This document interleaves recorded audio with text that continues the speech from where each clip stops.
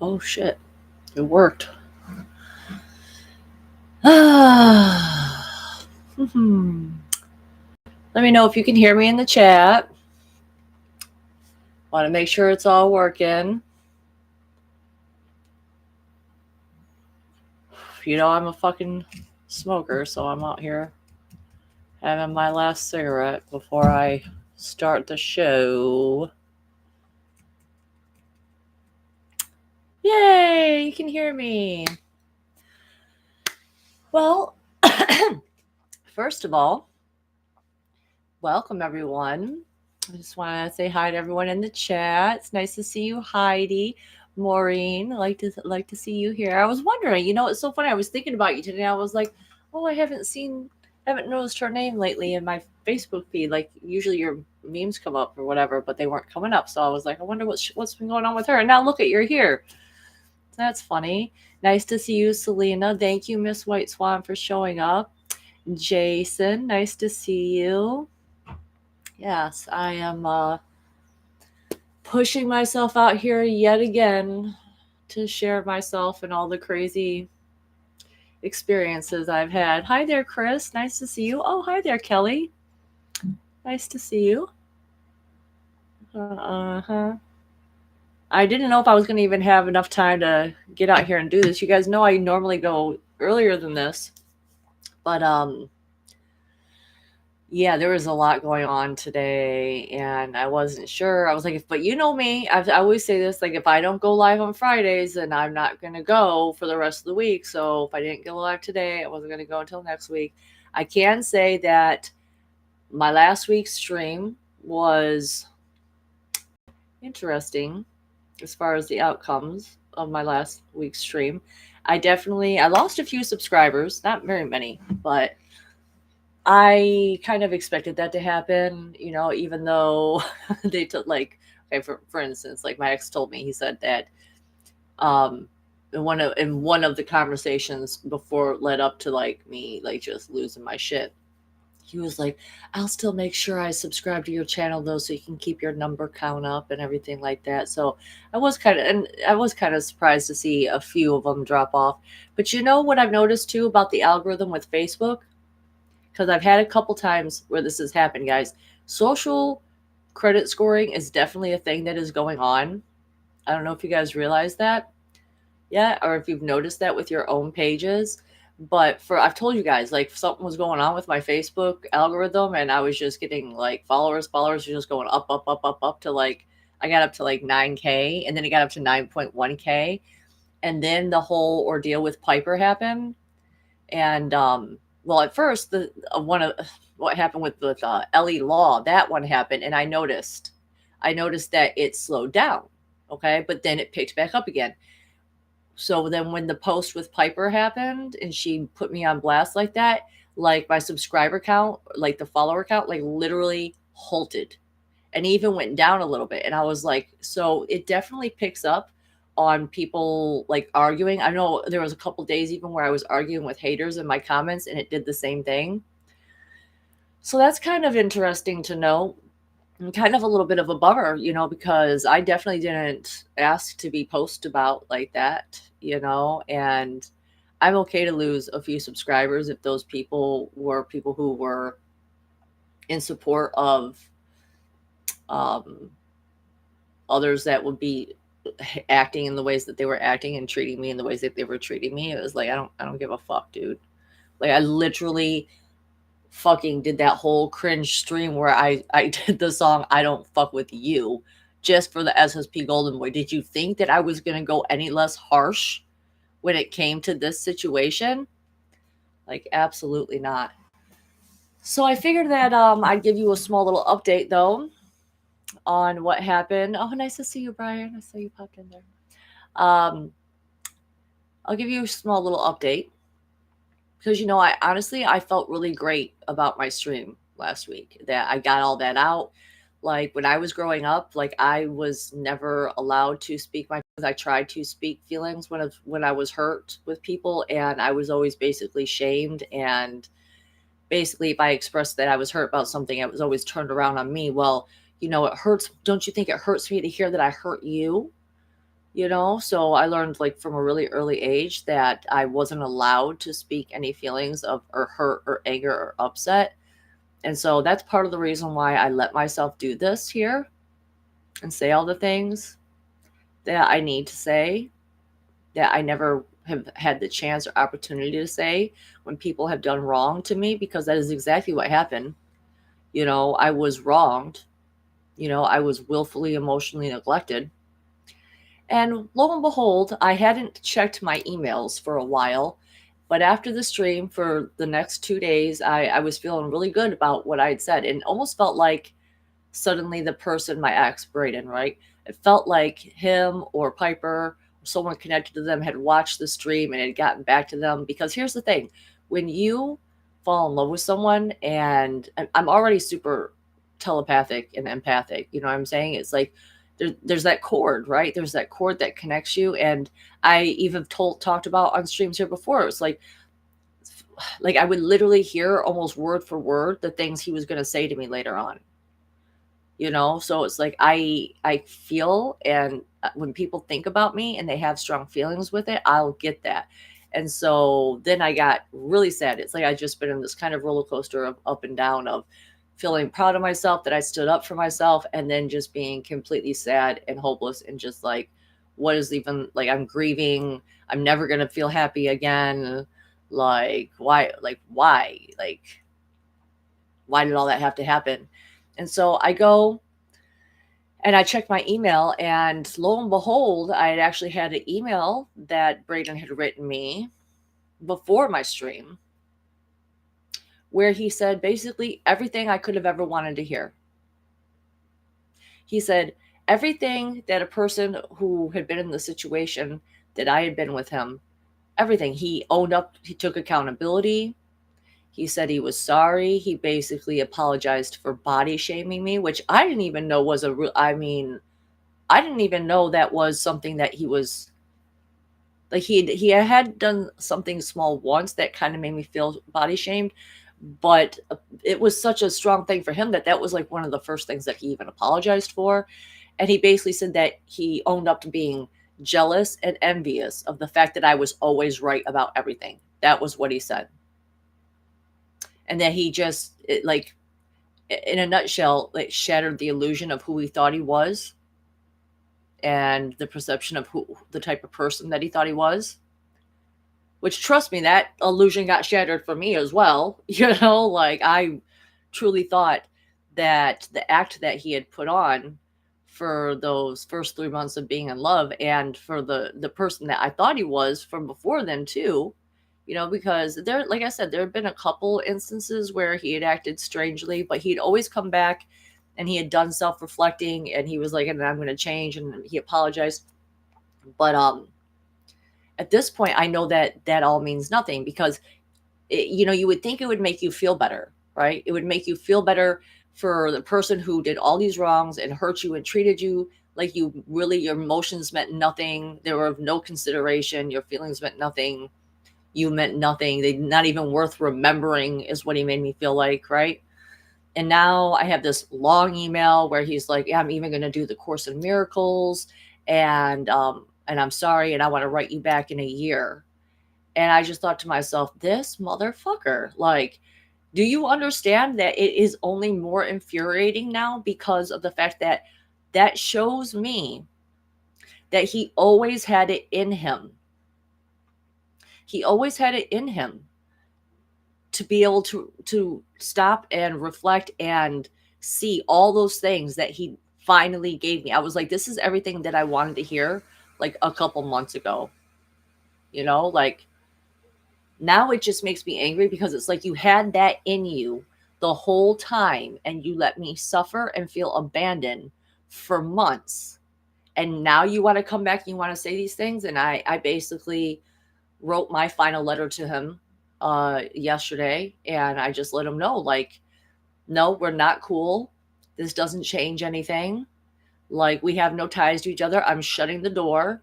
And it's funny, because I mentioned that he had the same birth name as the boyfriend I had in that dream that I talked about, where basically I knew that boyfriend in my 20s wasn't going to be going forward with me in the future.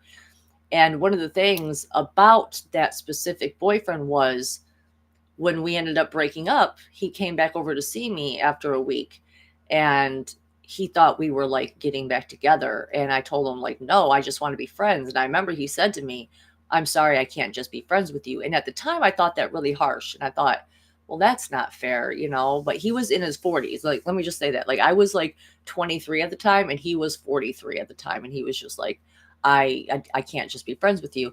And I knew from the get-go, when me and Braden got together, I told him, like, if we ever break up, especially with the types of fights we were having, like, we are not going to be friends. I told him that. Like, if anything goes wrong, like, if I don't want to be friends with you if things go wrong. You know, and so now it was like the shoe was on the other foot. You know, like in my 20s, that boyfriend came to me and he was like, no, I can't just be friends with you. And now the shoe was on the other foot, and I understand where he was at and how he felt about that. But the other thing that upset me, or the thing that I basically wrapped it up with, closing the door on this relationship, because I don't care anymore. Like, I don't have it in me. Like, okay, like for instance, I watched this YouTube short and it was basically explaining about people who are very giving. It's like, you better watch out if you ever do get to the point where they've had it all, because they've had enough. Because people who are overgivers and a little bit people pleasing, it's like they can take the breadcrumbs of love and affection, and those will be entire loaves for them, you know, and they're still going to be willing to sacrifice and put other people's needs ahead of their own, until it gets to the point where they reach that limit.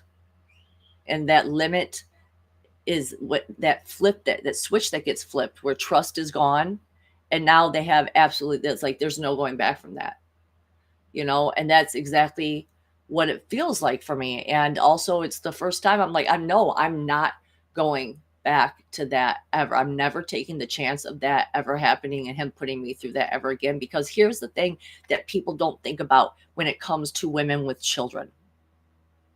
When you wrong and you hurt women with children, okay, this is the position that it has put me in now. This is why I'm so angry, on top of all the other things, is that now I'm stuck having to process the grief of the mess that he made in my life. I'm stuck having to go through the feelings and go through the sadness. And does he not think that affects my relationship with my children? Does he think that it doesn't make, that it allows me to be as present and fully emotionally attentive to my children?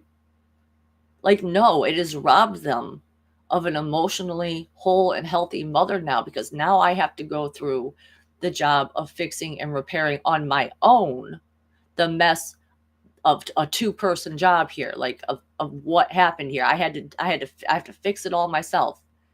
And I'm so angry. I feel like a fool. I feel so mad that I allowed myself to get in this position again, because I felt like, especially after the last ex, where I was evicted from the house and everything like that, it's like I went through a year where I put all my spiritual stuff aside, and I couldn't even talk to my guides, and I didn't feel connected to anyone, and I stopped telepathically and astrally traveling to people, and my life was absolutely miserable. All I did was just DoorDash and listen to music, like YouTube videos, to try and distract myself. I couldn't even listen to music. It was painful. And that's how I know when I'm in a bad place, when I can't even listen to music and it doesn't even bring me joy. You know, that's a tip off. That's a cue for me, a clue for me. And so I just never want to get back to that place again, where I can't even feel in tune and in touch with the way God communicates with me, which is through music. You know, and so, yeah, I shut the door all the way and I said, I don't care how much you change. Like, I don't care if you do the Course in Miracles. Like, it's really too little too late. All this stuff you could have said to me months ago, if not even a couple weeks ago, and I would not have gotten to this point, you know. And I said, basically, like, I don't want to hear back from you in a year. Like, a year? Like, you want me to wait a fucking, what do you think is going to be different in a fucking year? You think, oh, well, I'll still have those loving feelings, and, Well, like, of course I'll just be willing to be friends or some shit like that. Like, absolutely fucking not. You know? So, oh, wait, hold on. Hi, Barry. Oh my God, I was just getting ready to mention you too. Yes, I was just getting ready to mention Barry because I am so lucky in my life at this point, compared to the other points in my life where I went through stuff like this, to where I have such a large community of people that I love and trust and care about, that I can lean on, and I can ask for help, and I can go and talk to them. And I didn't have that in the past. And that was what made it even more painful. You know, like, I remember, and it still affects me to this day, like when I was going through on again, off again with one of my exes that was really, I just loved him so much, and I have 2 children with him, and every time we would break up, the only thing I could do to keep myself distracted was, like, I would take my children to the movies. But you know what happens when you do something that's like a pattern, when you do something repetitively? So, like, now every time I go to the movie theater, it was only when I was heartbroken and sad and taking my kids there and just trying to distract myself. And it's like, so the movie theater started to get associated with pain. So it makes it hard now, even still, to not beat myself up about that I wasn't a fully present mother because I kept choosing to invest myself in emotionally abusive and bad relationships and toxic relationships. And I hate myself for it as a mom, because my children deserved better than that. And I'm so upset that I keep choosing poorly and allowing these types of men into my life.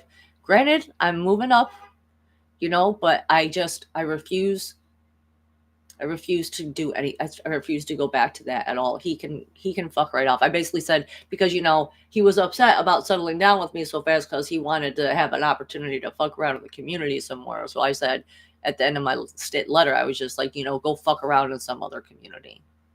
Like, fuck you. So I did lean on my friends this week, and one of my girlfriends, Joanna LeBlanc, beautiful Joanna. Oh, wait, there's someone else. I'm just trying to read this name. Nice to see you, Hellacious. Is that, am I saying that? I'm sorry. I apologize if I'm saying your name wrong, but I haven't seen your name in here before, so I just want to say hi. Welcome, welcome to the show. You never know what you're going to get with this. Hi there, Sandy. Nice to see you too. I love all the people that are rolling in here. So, yeah, it takes a while to heal from this stuff. And I'm just going to do my best to do it. So, anyway, Joanna, I leaned on her a little bit, and I was sharing, you know, what I was going through with her. And she's an energy practitioner, you know, and so she offered to do an energy clearing for me. And I said, sure, you know, and so she gave me an energy reading and she did an energy clearing. And let me tell you, it worked. It helped so much. I was honestly, like, she nailed it. Like, all the things that the notes that she took down, the ways she described my feelings was spot on. And the weirdest thing happened during her energy clearing. And you know how spirit talks to me through music.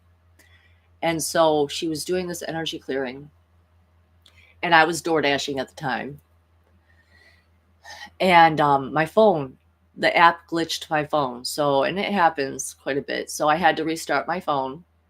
And I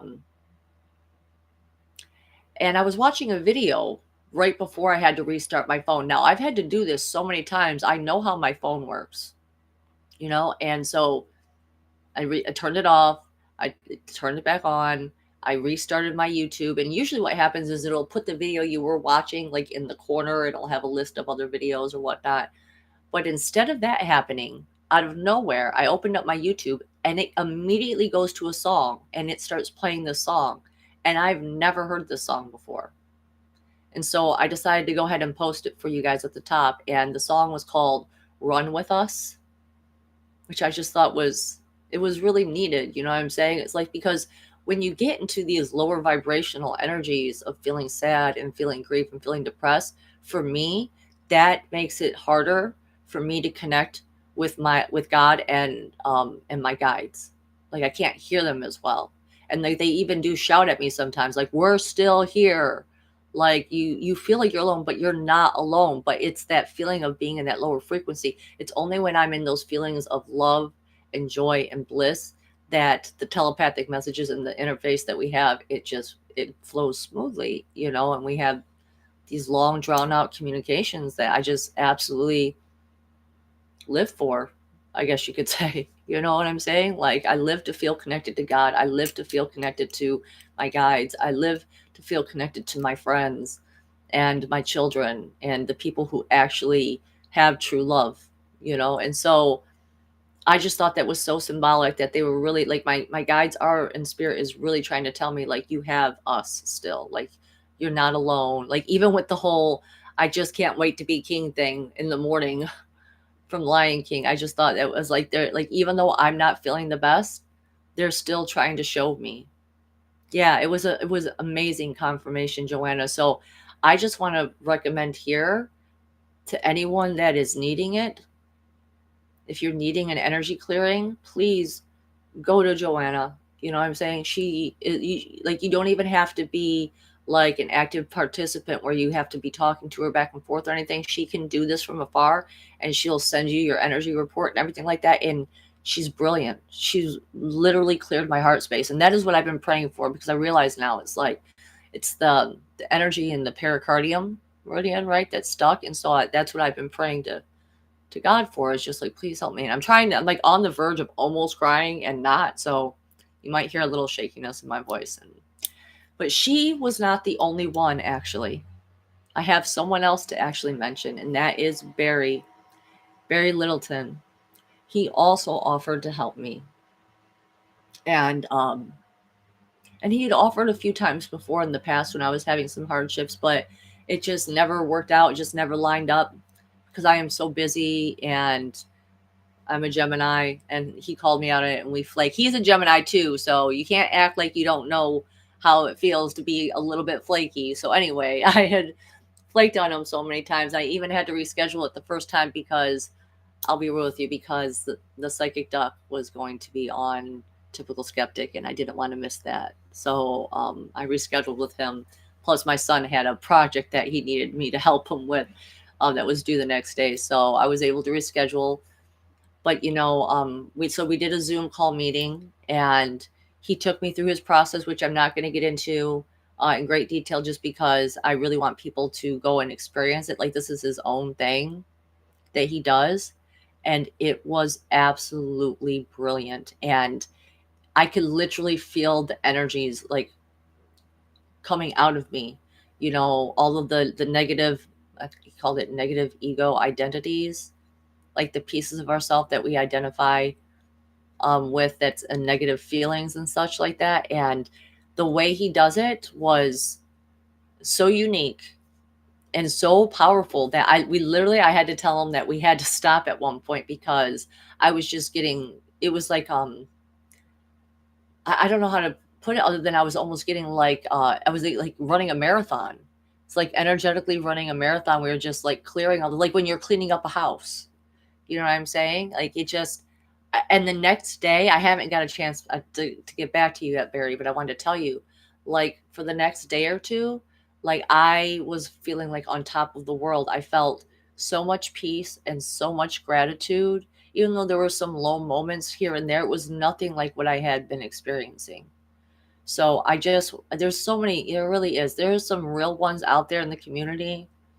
And I just always recommend the people that I feel most attracted and drawn to, because I feel like we resonate with a certain frequency, which is the frequency of truth, and authenticity.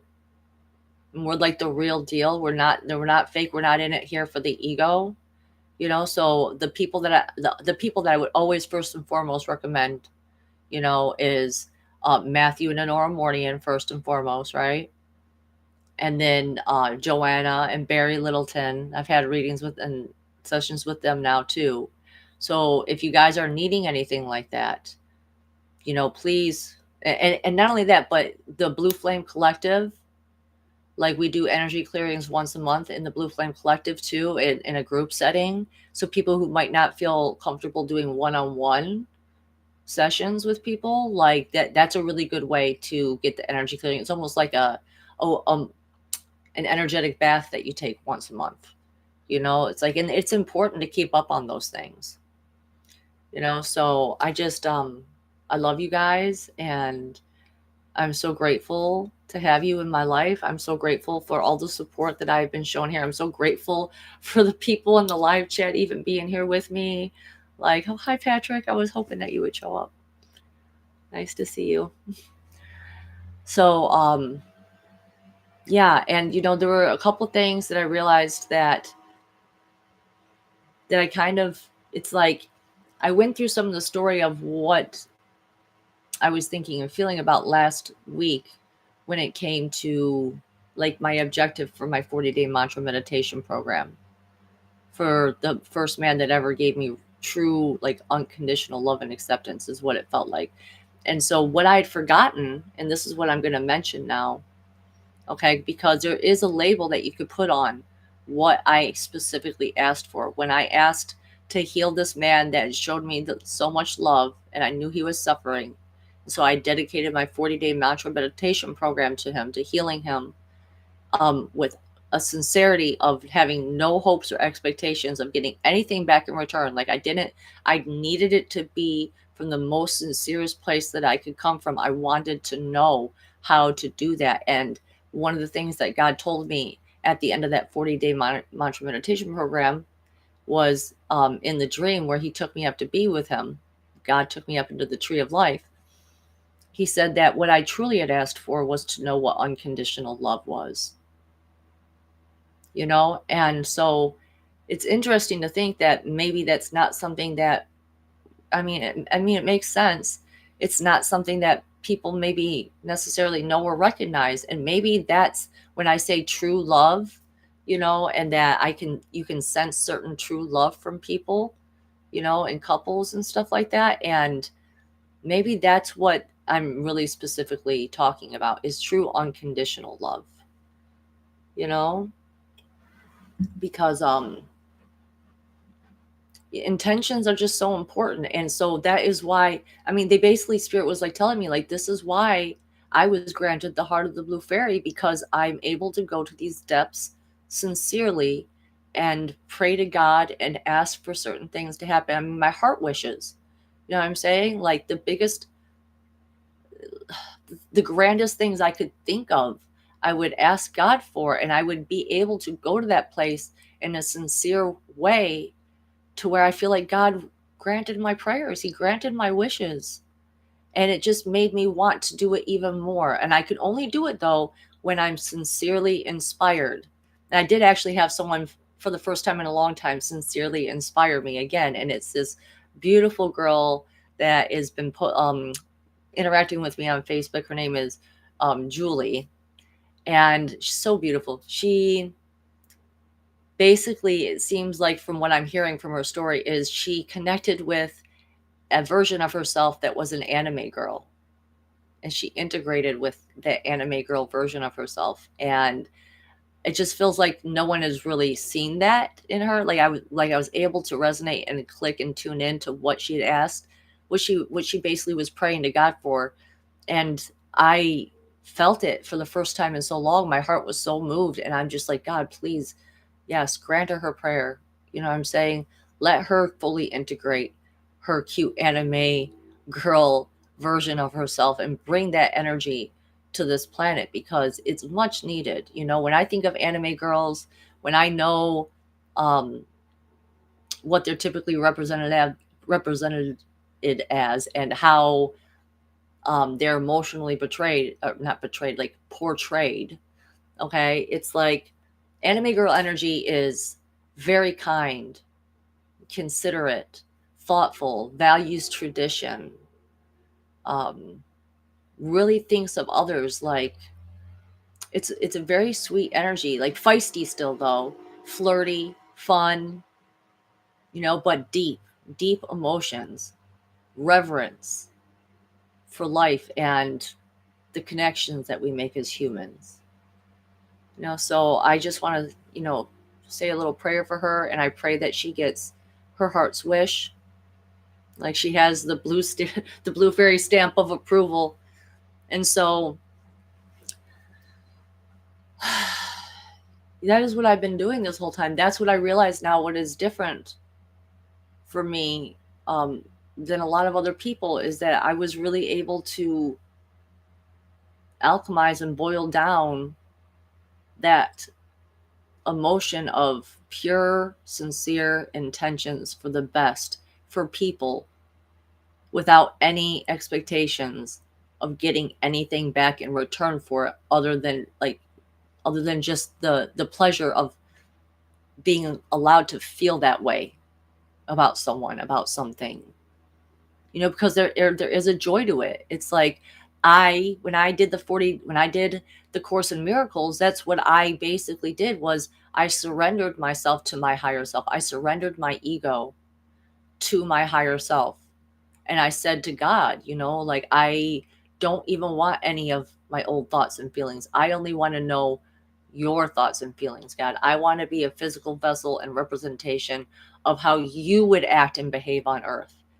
I didn't realize that it actually, when you do that, it's like the ego is a wild horse that needs to be tamed in a way.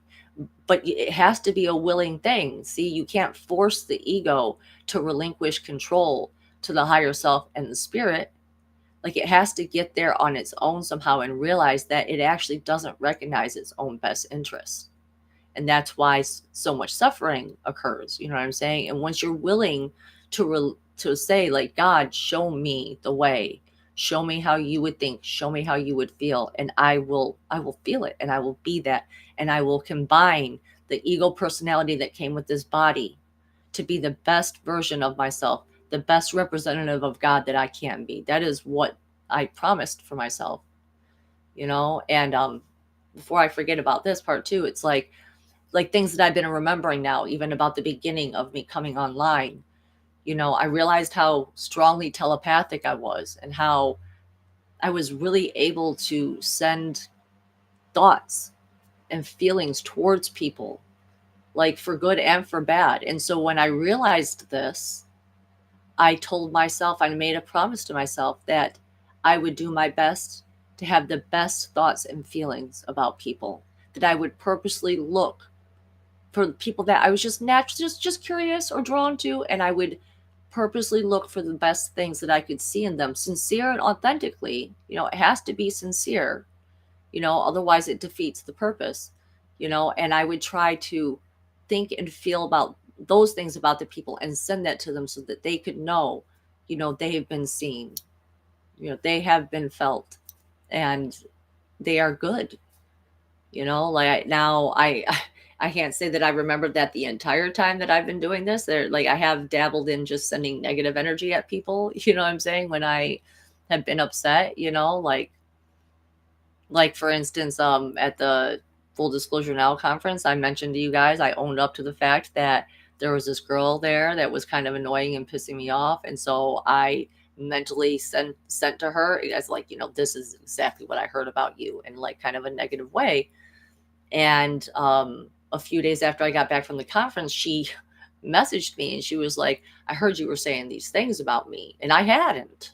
I hadn't said those things about her, but I thought them. And I sent that to her and she picked up on it, So I really do.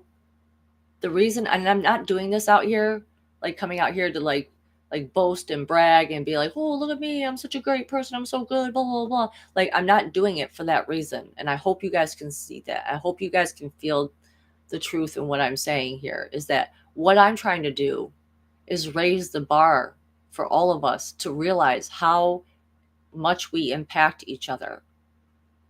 You know what I'm saying? Like I want you guys to feel the heights of love and joy that comes from trying to be the best version of yourself that you can be. Like we're all one being. And so like I want to be a role model. I want to be an example of how do people achieve the things that I have achieved. Because I don't want to be, I don't want it to just be, oh yeah, look at, I've had all these crazy cool experiences, and that just, yeah, just great. You know what I'm saying? Like, no, I'm doing this because if you look at me and you like what you see and you hear my stories and they move you at all, I want this to be a model for you to be able to do that and experience those things yourself. you know so I can't promise I'm not going to smoke during this because I'm a smoker, and I've just been like, fuck it, I'm throwing it to the wind here. I want to be in my element.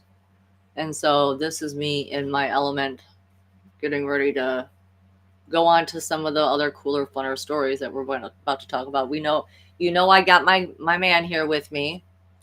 I got my astral boyfriend with me, Malakuth.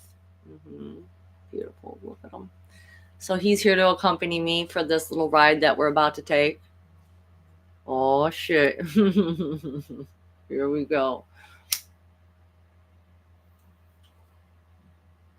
And Chris, actually, you're one of the other people that I wanted to mention too. Oh, Surface Planet Radio. Nice to see you here. Oh, that's so cool. And Victor finally showed up. Sorry, I'm like, let me just say something about Chris. And then look at everyone else I got here. Yep. Happy about that. I just want to say that my friend Chris, out of all the people that I know, I think he deserves credit for this. He is literally one of the most considerate people that I've ever had the privilege to have in my life. And I just want that to go on record. I want him to know that, and I want people to be able to see that about him. Because he's really been there for me too. I just really want to acknowledge the people that have really been there for me. My best friends, like, absolutely love them. And there was something that I of course, and there was something that I actually did feel bad about my stream last week. And it was the part basically where I said that my ex Braden wasn't even someone that I pray for in the morning. And I'll tell you, I felt bad about that because y'all don't know this, but there's an inside kind of dig that I did with that. And I felt bad about it because I figured he would be watching that at some point. And that was one of the things that he started to say to me, even towards the end of the relationship. He was like, I've been saying prayers for you in the morning again. That's what he told me. But now I was just so pissed at him about everything that had happened that I did purposely want to hurt him at that point. And I wanted him to know, like, you're not even someone that I fucking pray for in the morning. But the truth is that I did used to. I just have this rule for myself that if I can't pray from a sincere place where I actually feel the prayer, I feel the emotion behind the prayer, the intention, then I just won't. I just can't.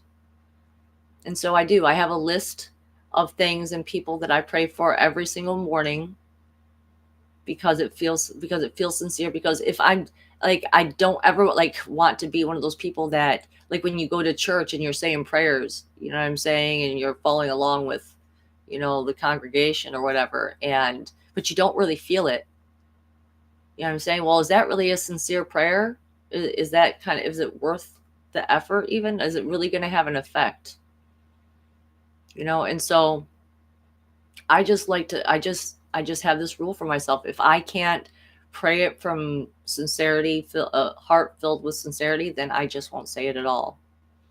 And at the beginning of that relationship, I literally would cry and thank God, like with tears of joy, and thank God that I finally found someone that loved me just as I was and accepted me just as I am, even with my flaws and everything like that. And it's really sad that that was not real.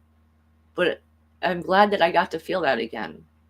I'm glad that I know what that feels like again. And I know how grateful I'm going to be when and if I ever find that again with someone else. Again, I'm not trying to cry here. So I'm just going to go ahead and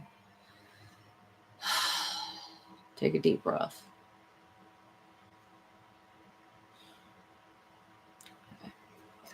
So I absolutely love that people are even like so chatty in the chat. It really makes me feel happy that so many people are here and just living it up.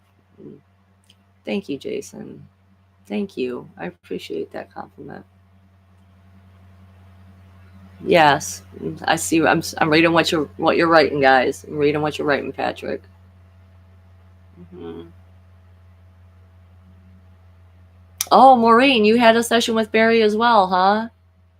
Yeah, I'm gonna have to follow up with I'm gonna have to follow up and we're gonna do another session because like I said, I had to stop at one point because it was like I'd been running an energetic marathon. So yeah. Thank you, Victor. Victor's been there for me every day too. He makes sure that I don't get lost in the mix, so to speak, you know.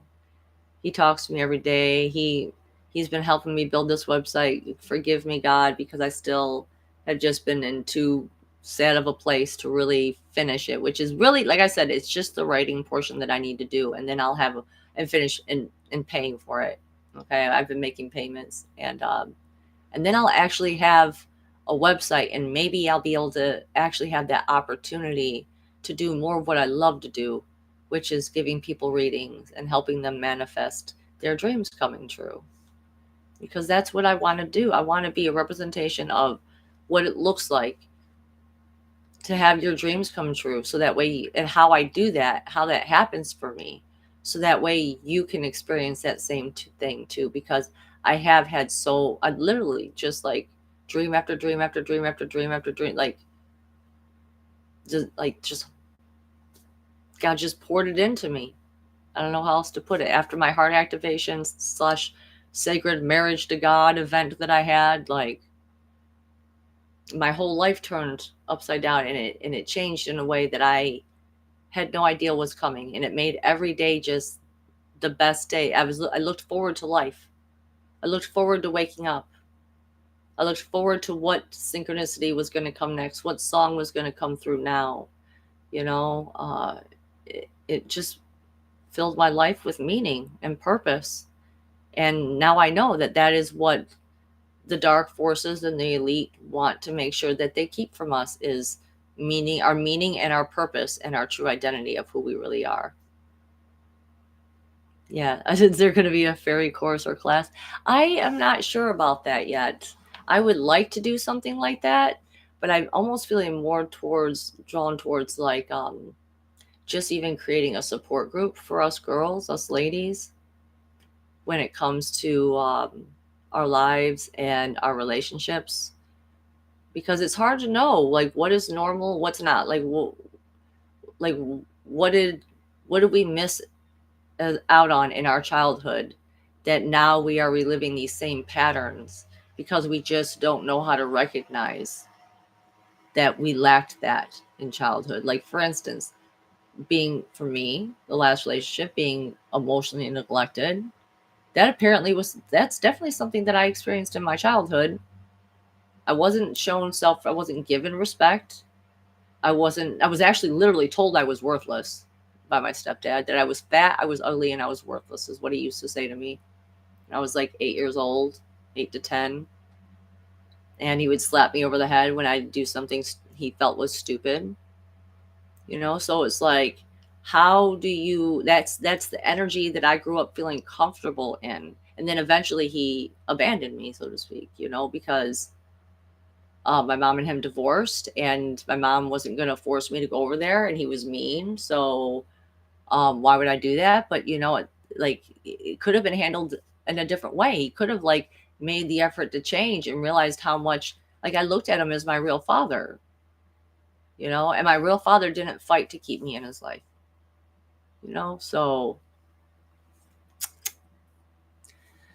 that is the template that we have been rebuilding and have rebuilt. And so now I have this example of this other energy that is not like that. You know what I'm saying? But it's like, now how do I get my body to recognize that and to not accept less than what we all truly deserve? Right? Like we all deserve respect, consideration, caring, you know, support, honesty, love, patience. Like we all deserve that. But how do we know what that feels like if what is it's going to be real uncomfortable is the thing. It's going to be uncomfortable if you don't know what that feels like, and let's say you do attract someone that gives you all those things, but you've never had it before. So it's going to be, maybe it's going to feel like really uncomfortable. Like, is it, can I trust this? Like, I don't even know what that's going to feel like. I have some clues, but I don't know for sure, because I've yet to really have that with anyone other than God and my higher self and my guide. Like, I don't know how else to put it than that. Like, whew. So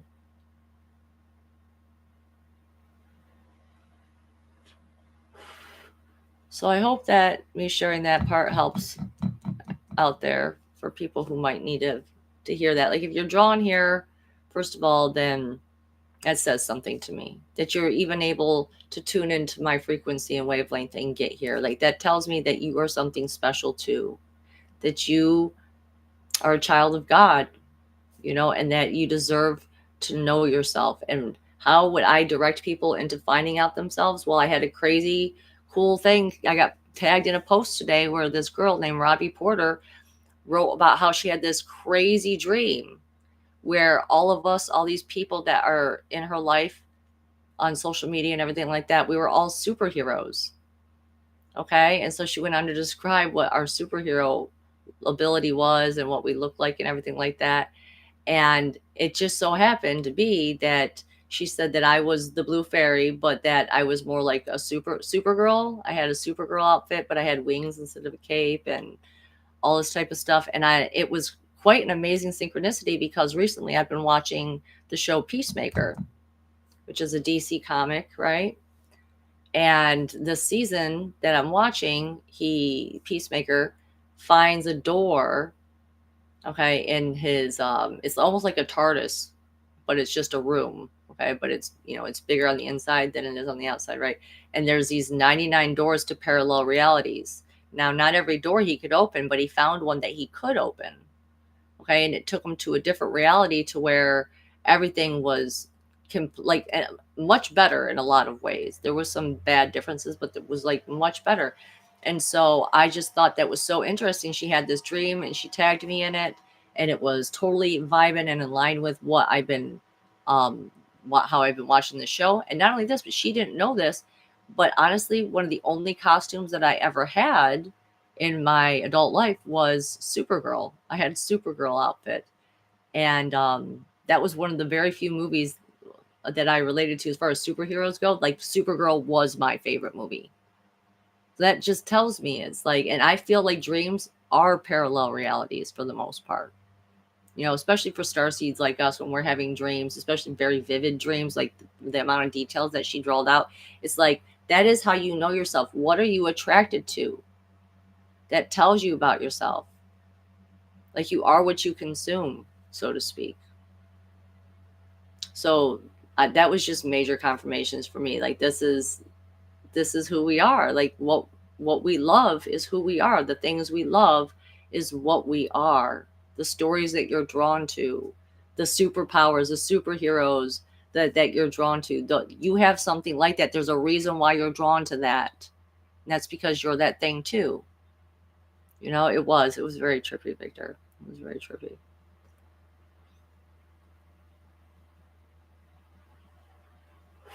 So let's go on, though, to some of the funner things that I wanted to talk about, because I'm like, I've been kind of wanting to get this out there for a while. Like, I'm trying to pour it all out there, get it all out. And then we'll pull a fortune cookie and the tarot cards. I don't know how long this will actually even take me to talk about, but we're dipping our toes back into some space dandy lore. I don't know how I want to put it. Some more space dandy coolness, some info. As you know, I talked a couple weeks ago about the Gentuans, okay, which was an alien that could take the consciousness of a human and put it into a stuffed animal for a limited amount of time. Okay, and so that was one of their gifts and their capabilities, and it was really cool. Like, especially considering I just had this crazy cool experience where I got this guy, okay, and literally he talked to me. It was like the astral dragon boyfriend I had. It's like his consciousness was like in the bunny, and so it related so much, and it reminded me of my best friend who I feel like can do similar. I just feel like she can. I feel like this was even a gift from her, honestly, spiritually. I do. Um, because it looks very similar to a stuffed animal that she has, that she calls Blue. And it just so happened that my daughter won a stuffed animal that day too, and it was a blue bunny. And so I was like, this is a gift from her. I could tell, she's going to help me break this toxic pattern that I'd been stuck in when it came to these love relationships, these romantic relationships. And the thing I've honestly been thinking a lot about lately is, well, first of all, Pluto is stationing and going direct now. So one of the astrologers that I watched basically said, like, this at this point in time, like, expect to be lonely, expect to have feelings of loneliness, and that you're going to have to walk into that, because it's a time of like pulling, like, all the things that need to be brought to the surface are coming to the surface. The eclipse season, what I'm saying, and now Pluto's doing this.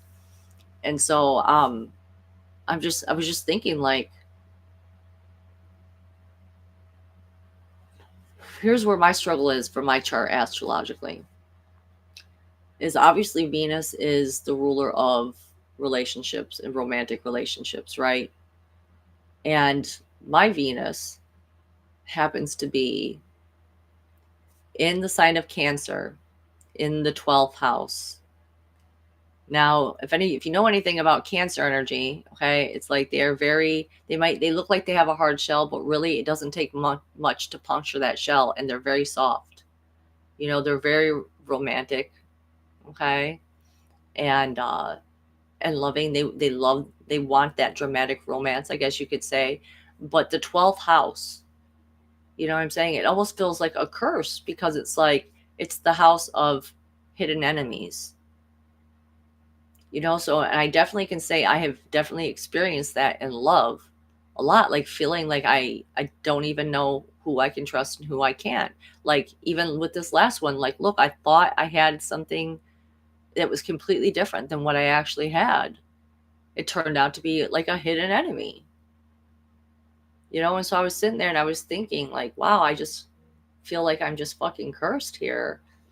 And then I came across a meme, and it was like, the curse is lifted and broken, you're welcome, or something like that. And I was like, okay, all right, cool. Let pray the curse is lifted. Meme synchronicities are always great. Yes, girl and her gong, 12th house Cancer. Ugh. It's not an easy placement. It's not an easy placement to have. So any 12th house placements are hard, because it's like I said, but it's also secret knowledge is the thing. It might be the house of hidden enemies and misfortune, so to speak, but it also is like occult knowledge, can be revealed to you through that house. So let's go back now. Let's go into Space Dandy and the Chameleonian. Okay. Now, Space Dandy, it's my favorite anime.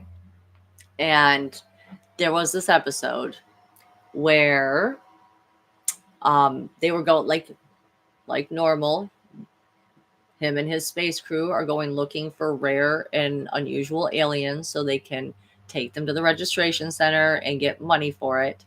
And so they decided that, QT is the robot character, and I always thought it was a she, okay, honestly, but apparently they're all he's. So anyway, he's the one that scrolls through and looks for different aliens and how much they cost, how much they will register for. And so they had decided they were going to go looking for this alien called a Chameleonian because it was so rare.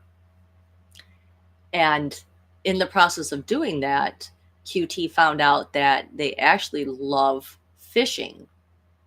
Okay. And so he got completely distracted and thrown off course with the whole gang, because he just wanted to keep going to this pond and fishing every day and getting these rare different types of fish and everything. So at one point they caught this really unique looking fish, and they brought it back to the spaceship, and they put it in to a place to keep it. Okay, and overnight, the fish actually, you see it shapeshifts and it morphs and it gets out of the cage, and you don't know what happens to it, where it goes, right? And so the next day, the space crew wakes up and they're walking around their ship, and something is off, something is weird. They can't seem to figure it out, and they start to notice, like, oh, at one point there's this music playing, and they're like, what is that? Like, what is that music playing? Like, did we have a boombox before? Like, is it like an old school, like 80s boombox? Okay. And they all look at each other and they're like, no, we've never had a boombox. But like, what the hell is that about? And then it shapeshifts into something else. And so it's shapeshifting into all these different objects, okay, throughout the ship. And they're just going crazy trying to figure out, like, okay, he even shapeshifts into like a man at one point, just a normal man. They're like, how the hell did this random ass man get onto our spaceship? And they're chasing him down, and then he shapeshifts into an object, and they can't find him. And so they finally, they give up. They're like, okay, I guess, we don't know what he is, where he is. We don't know where this, they don't even really know for sure if this is the Chameleonian. They assume that because they heard that this is the abilities that a Chameleonian has. Okay. But it turns out that the Chameleonian then changes into Dandy himself. So now there are two Dandies. Okay. And the two space crew, Meow Meow Meow and QT, they're like, oh shit, who's the real Dandy? Because the Chameleonian is putting on like, no, I'm the real Dandy. And then the real Dandy, he's like, guys, like, you can't be serious. You can't really think that faker is me. And so they go through this whole ordeal where they play like Who Wants to Be a Millionaire, but with the two Dandies. Okay. And so they'd be asking like each Dandy, they ask a question. Okay, now you answer. Now you answer. And they keep answering the same answers, like the same thing each and every time, except for at one point, the original Dandy is like getting frustrated, and he's like, you guys, like, what is going, like, he's like yelling at the space crew, like, you can't be seriously not knowing that I'm the real Dandy. And the Chameleonian Dandy basically steps in and he's like, hey, no one gets to yell at my space crew like that. And you know what, QT, maybe we should get you those upgrades that you've been asking for. And so now the space crew is kind of they're talking to each other, and they're like, you know what? Maybe it's not so important which Dandy is the real Dandy at this point. I like the cut of this guy's jib. He's offering to like not yell at us and like get us the things that we want, like actually spend money on getting us the upgrades and shit that we want. And it keeps going on back and forth like this until the very end, to finally where the Chameleonian has put so much time and effort into putting on the ruse that he is the real Dandy, that he kind of forgets that he's not the real Dandy. And the real Dandy is gets to the point where he's just like, you know what? It's not even important. And either way, whether I'm the real one or the fake one, I'm still pretty dandy. And so they decide to just go ahead and high five. And now they're living in a reality where there are two Dandies on the ship, and they're like, the Chameleon just chose to stay as Dandy, So the reason I bring that up is because, there was a point in my life where basically I had joked around to my main guide and stuff like that, and to God, like, that I was going to make an astral clone of someone. All right. At the time, because I had made this first big heart wish. If you guys know what my first big heart wish was, and then it fucking happened in front of me. And I was like, wow, like, that's crazy. But I still had these feelings. Had these natural feelings that I could not stop there. I was attracted to this person. And I was just like, and now I made this heart wish for them. And I saw this magical miracle happen. And so I would just joke around, and I would just be like, oh, that's fine. I'm just going to make an astral clone. I'm just going to I'm just going to make an astral clone. And I would laugh about it or whatever. But then my guide, who has been like asking me like, okay, well, why don't you lean into this? Why don't we try this and try this new different thing? We can manifest this or that. And they were like, well, like, how would you make an astral clone? So we started thinking about it. I started talking about it. You know what I'm saying? And um, I'd had a few ideals, but not only that was happening at that time, but also the channeler I used to watch him on a nightly basis. Suddenly, he started talking about astral clones all the time, and he mentioned quite a few different things that I thought were very interesting when it came to astral clones and pocket dimensions and people being able to run experiments with these pocket dimensions and stuff like that. And so I basically told my guide, I said, well, you know how you would make an astral clone, because here's the thing. In the Orion Wars, there's something I know about myself. Okay. If you look at the Star Wars movies, right? Which character are you drawn to? Which characters are you most drawn to? Because most likely that was the type of being and creature that you were in the Orion Wars. Because that's what Star Wars is based on, the Orion Wars. Right? Oh, hi there, Geraldine. I'm glad you could show up. Nice to see you. So we know this, right? We know Star Wars is based on the Orion Wars. So I knew that I was actually I don't know, I don't remember the name of the type of alien it was, but it was like, what was it? It was the beings, the tall white with the long white necks, and they were the ones responsible for making the clone army.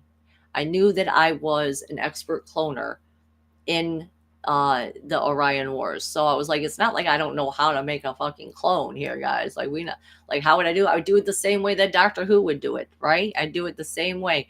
So what we would need is, I told them, I said, okay, first of all, what we would need is a hand. Okay, we would need, don't worry, I said, it'll be your energetic hand, and we have it here represented in here. We got the hand. Okay, I said, and we would make the hand, we would need the hand, and then what we would need is a biological metacrisis, which basically just, I feel like, is fancy terms for, you would need like a very emotional and stirring event in order to bring this about. Okay. And so I said, but I didn't stop there. I started saying, okay, well, since I know who I would be cloning and who I'm like talking to, this future version of this person that I'm talking to. And I just said to them, well, said, if we're really going to do this, if we're really going to make an astral clone, I said, the first thing I would need to do is we'd have to make you have a little bit longer hair. You'd have to have longer hair. Like, because I just get this feeling that you're a jokester, you're a prankster, and I don't want you playing any tricks on me with you and this astral clone that we could possibly make. You know what I'm saying? And I was like, so what would be the first thing to do? I said, well, first we would need to go to my higher self, go to their higher self, and we would need to look at how this would impact everyone. Like, only if this is for the best and highest good of us and everyone involved should God allow this thing to happen. Because I try to work within God's channel. So anytime I make these requests, any type of request, I always would preface it with, like, if it is in alignment with the highest love and joy timeline with us and everyone involved, God allow this thing to happen. All right. So I said, okay, so if we're really going to do this, have my higher self go to their higher self and lay it all out. And, tell them, like, we need them to have a little bit longer hair. And, since I was like, I'm really big into Julian Casablancas, right? So I was like, we'll tell him, like, we'll give him all the best Julian Casablancas clothes and everything like that. And he can come and he can hang out with me. We can go do fun things in the Astral and do all the fun little adventures and missions that I think about on a regular basis, because that's the type of stuff that I was into thinking about back then. I was very, I don't know how else to put it. I was just in a very innocent phase of my life, I guess you could say. And like a child, like that's where I was going with this. And so one day my guide comes to me and he's like, I've got something to show you. And I'm like, oh my God. Okay. So let's see. And lo and behold, in the Astral, there was this fucking astral clone, and we're like, oh my god, like I'm so happy, like this has actually happened, kind of like almost like the Chameleonian, right? Like, oh my god. So we used this energy and we made this astral clone, and now I can go and do all these fun things, and we're gonna have a great time because it did, like, more than merry, why not? And the other thing that the channeler had mentioned, I'm just kind of letting you guys know, like, this stuff is possible. You'll get confirmations, you'll get synchronicities, things like that, where it's coming for me. And so one of the things that I mentioned already was the channeler was talking about how people, let's say let's say they wanted to know what a relationship would be like with someone here on Earth, but they didn't want to actually go through with it, or they couldn't, or for whatever reason, right? Like that you could actually get together and make plans and do that relationship in a pocket dimension. I said, I'll hold on to that thought for a minute, because so yes, I was happy, I was partying, had this astral clone, I got my guides, I'm talking to God and talking to them all the time, and having just living life, having all the song synchronicities come through. I'm making more heart wishes. I'm doing all these classes, having a great time. And I was planning on going to a conference at ESETI. And my guide comes to me right before we were going to this conference. And he says to me, "Dude, we got a problem." And I was like, "Well, what's the problem?" And my guide said to me, "Well, you've been so busy with focusing on going to this conference and all these other things that you've been doing, that you haven't even had any time to go hang out and do things with the astral clone. And he's just kind of wondering, like, where are you?" He said, like, "Where are you?" And I was like, oh wow, I'd never thought about that. I never, if you're gonna make a fucking clone of someone, you're gonna give it sentience and all that type of stuff, you best be willing to deal with the consequences of what comes from that, like, so I felt bad. And so I had to come up with an idea. I had to come up with a plan, right? And so the plan was, I got it, I said, because the channeler had told us that we could do something like this. And I said, we make a clone of me. That's what we should do. We should make, because I don't want them to be lonely or sad and left alone and wondering where I'm at, when, you know what I'm saying? Like that was the whole purpose, was so that I could have, like, go out and do these, like, Doctor Who style adventures, I guess you could say. And so I said, this is what we'll do. We'll make an astral clone of me, and we'll make a pocket dimension for them, for me and the astral clone, the astral clones. We'll put them in the pocket dimension, and we'll let that relationship play out in the pocket dimension. And if I want to check in on it, or I want to tap into it, all I have to do basically is, like, because I'm always connected. You're connected to your clones. You know what I'm saying? Like, we know this. Like, clones are connected to each. So I would put it on I have this, like, mental TV screen that I could bring up and see what was going on and what they were doing and everything like that. The astral clones. And, I honestly think that, and the only time that there was any issue with it, it actually helped me be able to identify, like, when things for me were going to a really bad place. Like, because the thing that it brings up for me is, I think about the fact that that was the first place I checked when I felt like I lost the piece of me that was the blue fairy. I had tied this part of me to this willow tree in the backyard of where I lived, my dream house. And so that was the first place I went and checked, was like, because me and the clone are tied together. I went to check, okay, like, well, what is she doing? And I saw her just so sad and just, like, telling everyone she just wanted to be alone and just leave her alone. And she wouldn't even let, the astral clone, her husband, so to speak, touch her or anything like that. And so I knew, I was like, oh shit, it's bad. Like, this is real bad. Like that. It's gotten to this place. And it took me actually going back to that physical location to pick that all back up again. Because, like I said, for a year after my eviction, I didn't even think about any of that stuff. I tapped in a couple times. I would check. She's just in this dark forest, like on the ground, crying alone. And I couldn't get her to come back to me, so to speak, until finally I was able to go back to that physical location, and I was able to reconcile some of that, I guess you can say, the emotions of what had happened. And I sensed her there. I saw her there. I sensed her there. And I was just like, what have you been doing here this whole time? You know, like, you tied yourself to this tree. And I grabbed her up. I said, like, come on, let's go.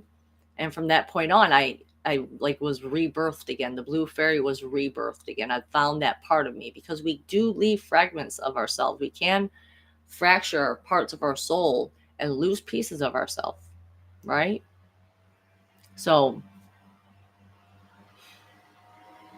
that is where basically they stay now, is in this pocket dimension, which again is just reminds me of the reason that I came up with this too, is because in Doctor Who, the David Tennant version of him and Rose Tyler, okay, they Rose Tyler gets locked out of the reality with him, you know, and she fights her way back just to get back to the Doctor, because their connection was so strong. But she can't stay in that reality, and he has to basically send her back to this parallel reality where he wouldn't exist. But because of the biological meta crisis that had happened with the hand, okay, and the fact that the Doctor had lost a hand in a sword fight at one point, and Don, I had to, and I've been over this story, okay, just so you know. I did do a stream about it quite a bit ago.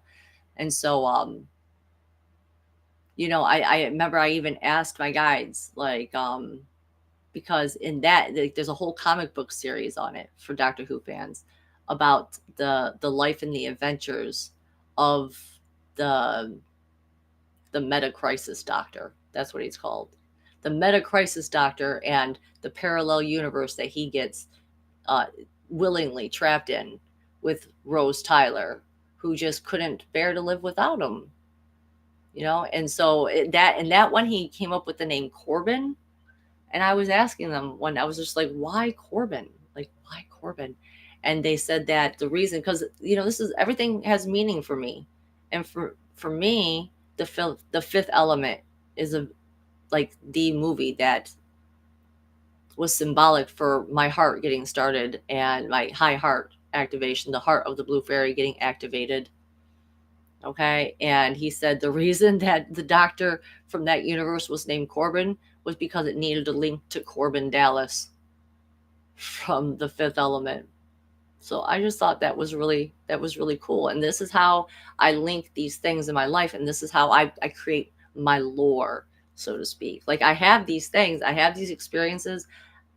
I remember them like they were just yesterday, because they meant that much to me, you know? And so that was what I wanted to say as far as that goes. Multipass, yes. Yes. Big bada big boom. Chicken good, right? The ending, though. The ending was what really got me. It gets to the heart. Yeah. What? Oh, that's the name of your grandson? Aw. That's a good name. Well, the link will be different for you. I'm trying to tell you, like, for me personally, that is what that links. It means to me, just like in the same way that the ex I just had, his birth name was the same of the ex I had all the way back in my 20s, where I had this dream about basically the genocide of the Palestinian people and what's going on right now. Like, that dream back then was actually a prophetic dream about what was going to happen now. And it's so crazy how it lined up to where it's like, wow, the man with the same name who wasn't going to the future with me is the man who I just ended up breaking up with that had the same name. Like, names are important. I follow names. There's been one specific name that has literally been like haunting me throughout my entire life that, you know, my guys have talked about. And they kept saying this one name, this person's coming for you, which it's so interesting to me, because if I really stop and think about it, that's exactly one of the wishes that I made for another person, was that I wanted to make sure that I went back and I told them, like, don't worry, just wait. This person is coming for you. You won't be alone forever. It's coming. Like, the heart wish that I made, it happened, it worked, and I wanted them to know. And wouldn't you know it, like I thought about it one day, and I was like, wow, all these wishes that I made for them turned around and came back to me, like exactly the same. Like all the things I wished for them, like happened for me too. So that's why I know, like, this, my ending beginning, which is what they told me that was my heart activation, my sacred marriage to God, like my ending beginning. I know that this is going somewhere really good. Like this is like the rebirth of it was like the rebirth of me finally remembering and knowing who I really am and what my true purpose here on earth was. And I'm forever grateful for that. Although I thought that would like cheer me up some, like being able to talk about something really happy, but I'm still feeling all the earlier stuff that I was talking about. So it's like, I get it. Okay. It's like semi happy. You know what I'm saying? It's like, is this grief? Is this like, how long? I know I probably said that I probably said that last time. It's just like, how long does the grief have to go on for? Like I just want to feel happy. And that's one of the other things that honestly that my guides kept repeating to me this past week is they kept saying to me, a Dr. Phil quote, and they said to me, how long you grieve is not a reflection on how deeply you loved, something along the lines of that. Like the amount of time, like basically however long it takes you to grieve, like even if it's not very long, and it's not a reflection. Like you can't allow yourself to enjoy yourself again.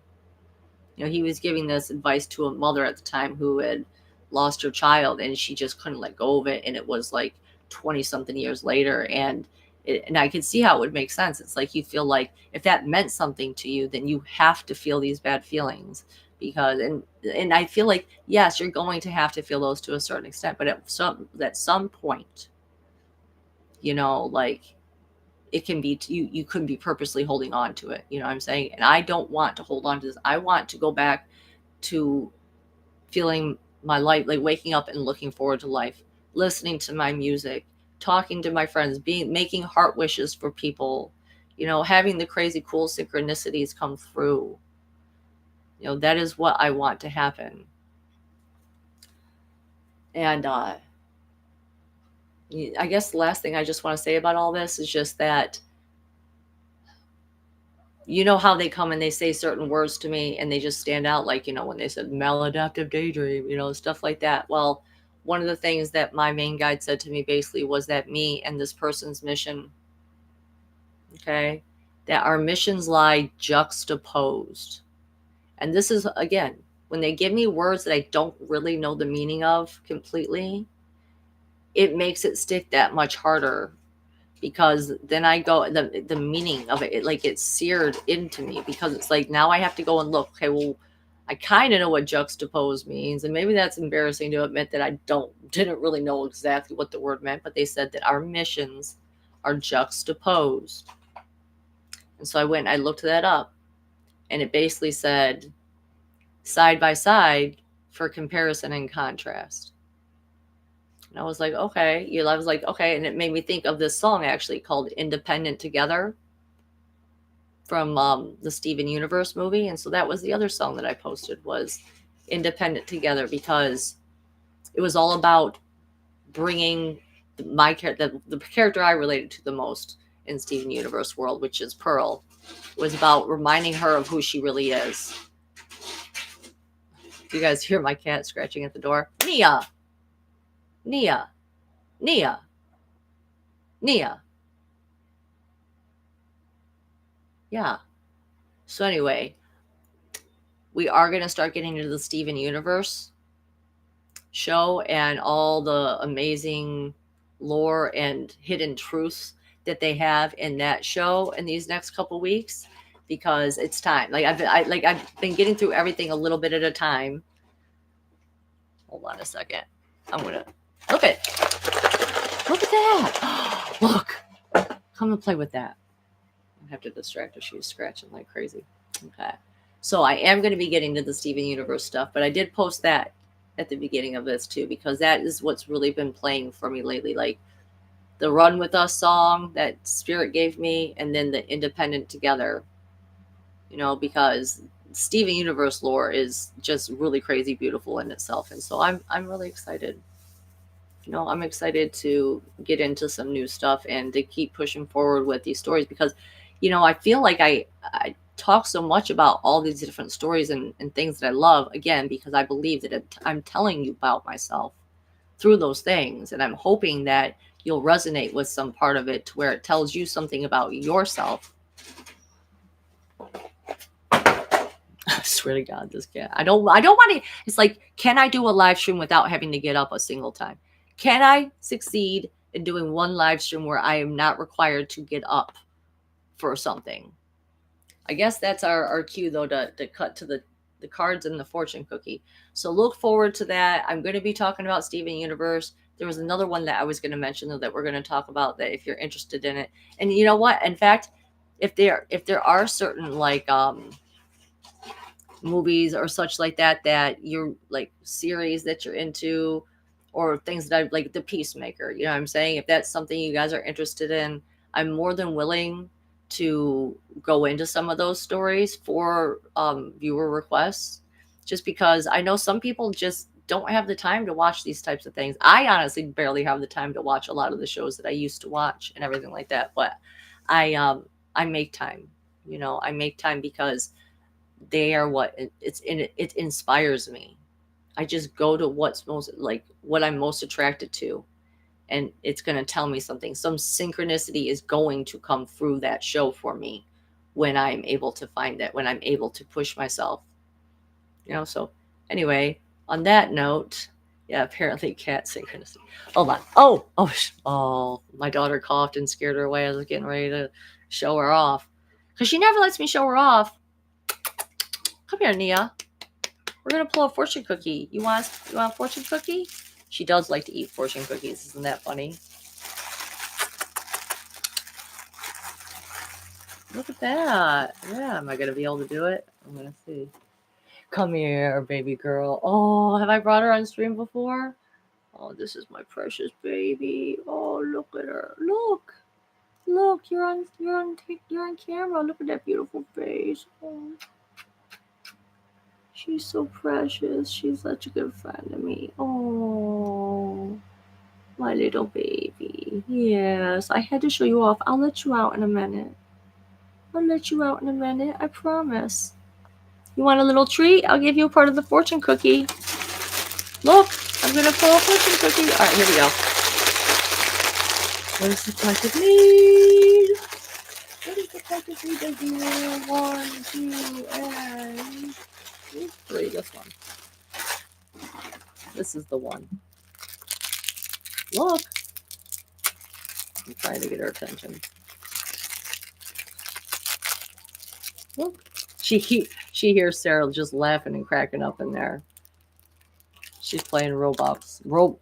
Roblox. I never can say it right. Roblox. She's playing Roblox. And you buy Robux to buy things in Roblox. I have a hard time saying that. My God. What do we all need to hear?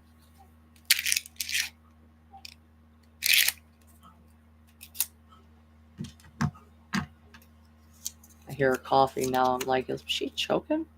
No, she's not. She's playing. Look, you want this? Look at that. Fortune cookie. All right, let's see what we got. All right. Express love in the language that brings joy to your soul. Yeah. I do my best. I just hope I succeed. I really do my best. I hope it comes across to people in a loving way. Like I said last week, I just worry. I just worry sometimes. But I guess I can't worry about people taking it wrong or not. Like, I've done the best I can. Do. That reminds me of a song too by Julian Casablancas. The Voids. The best I can. I've done the best I can. Okay. Oh, Selena. I love you. I love you guys. So, yeah, again, thank you everyone that's been hanging out here for the stream. You know, I see you.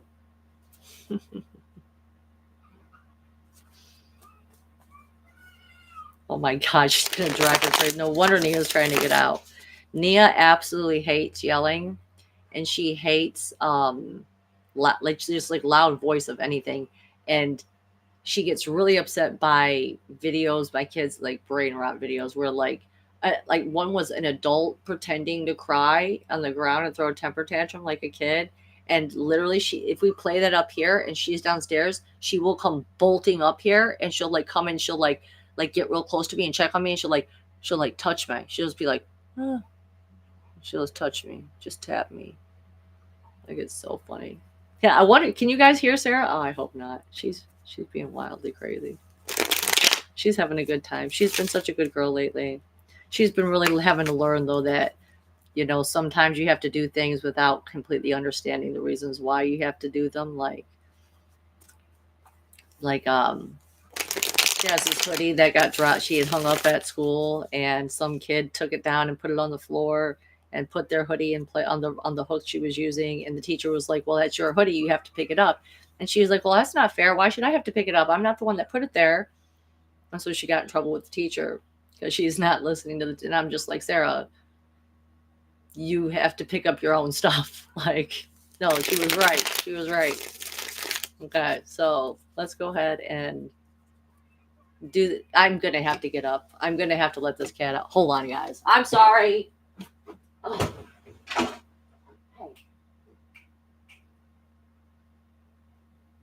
You're too loud, and Mia wants you. So I don't know. She's scratching at the door. She wants you. So give her some love. She wants the attention. Bop, bop. We're back. Bop, bop. Yes.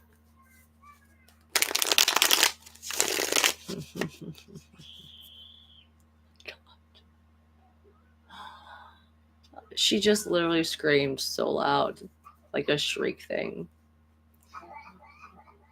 Oh my god! Guys, play some music in the background.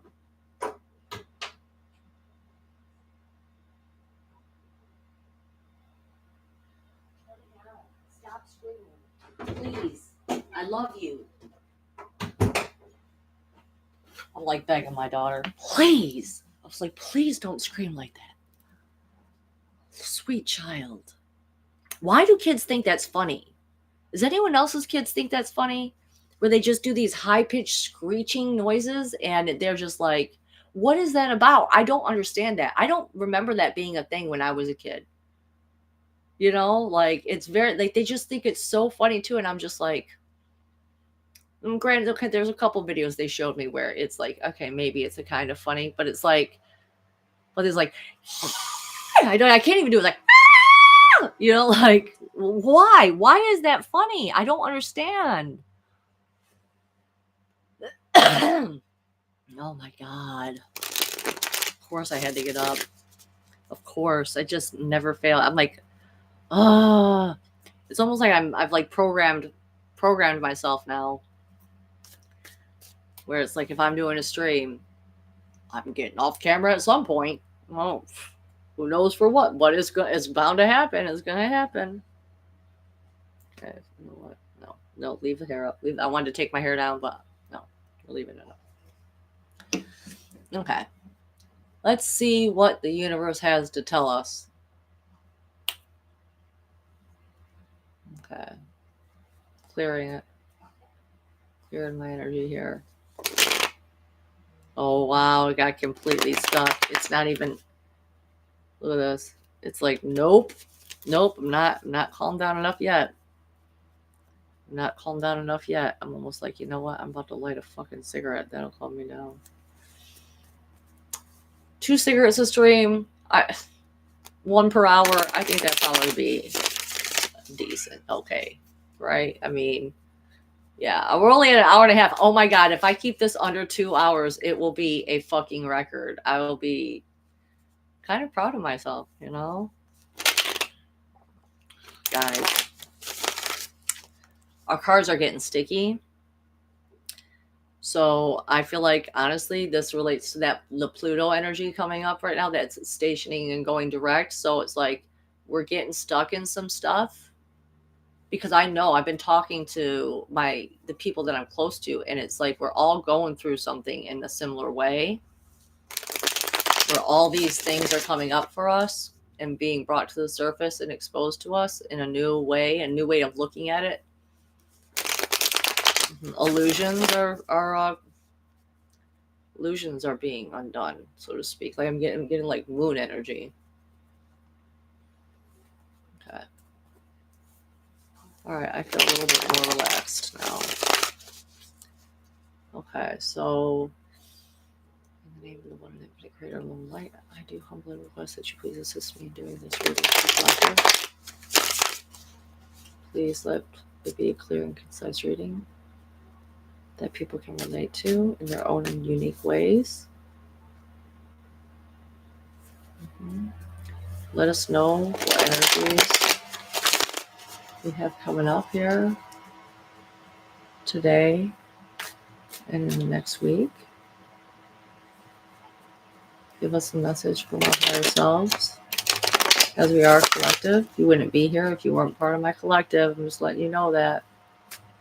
You wouldn't be here if you weren't a radiant, magical being like the blue fairy. Okay, this is it. This is the last shuffle. We're ready. Yes. JoJo, that's the other show I want to get into. JoJo's Bizarre Adventure. Oh my god. Oh my god, brilliant. Brilliant show. Okay, but we're not focusing on that right now. Right now we're focusing on what spirit wants to give us as a message. And if I have the energy afterward, I might pull a reading or two, but that would probably definitely take us over our 2 hour mark, but it's fine. Whatever. I honestly don't even give a fuck anymore. I don't even give a fuck anymore. I just do this purely for the fun of it. I don't care if YouTube recommends my videos or not at this point. I'm only here for the people that actually show up and come for me, and I love you all for it. So, yeah, I have to let go of that because I used to let losing subscribers really get to me. And even my daughter, she has a YouTube channel. And the other day I broke my little heart. Oh my God. She looked at me and she was crying, tears in her eyes. She said, Mom, I lost 4 subscribers. And I was like, I know that pain. And I'm like, it's okay. It doesn't even matter, Sarah. I'm like, those were probably just bots anyway. That's what I told her. I was like, they're just probably bots anyway. And whatever. But now she's like up like 14 or some shit like that because she makes like hundreds of fucking shorts. I don't know how she does. She has the energy to do that. Well, I know how. She's young, but yeah, she's quite creative. She really is funny. I'm really lucky to have such a beautiful girl. So on that note, what does the collective need to know? For the collective.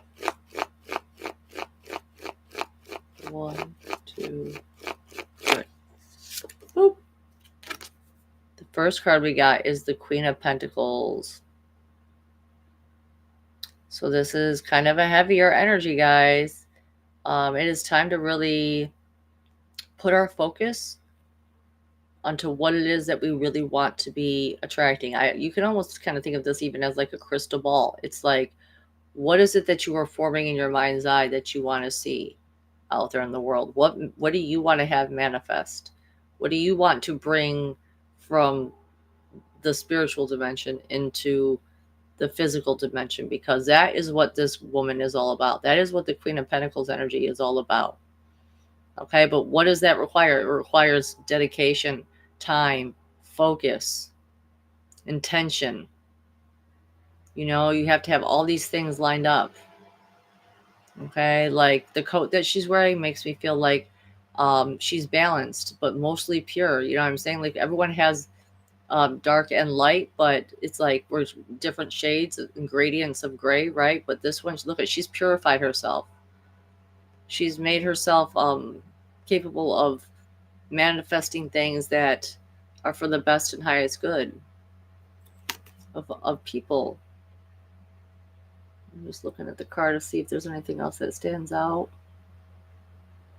You're saying like the pink around her, that's like spiritual love too, because apparently, from the book that I learned from the book Initiation by Elizabeth Heitch, she went over all the colors and the different meanings. Actually, I think it might have been Wisdom of the Tarot that I read of hers, that where she went over all the different colors and their meanings, and she said pink was spiritual love. So she's wrapped herself in the cloak of purity and spiritual love, and she's really focusing. Look at that, it's her helmet, you know.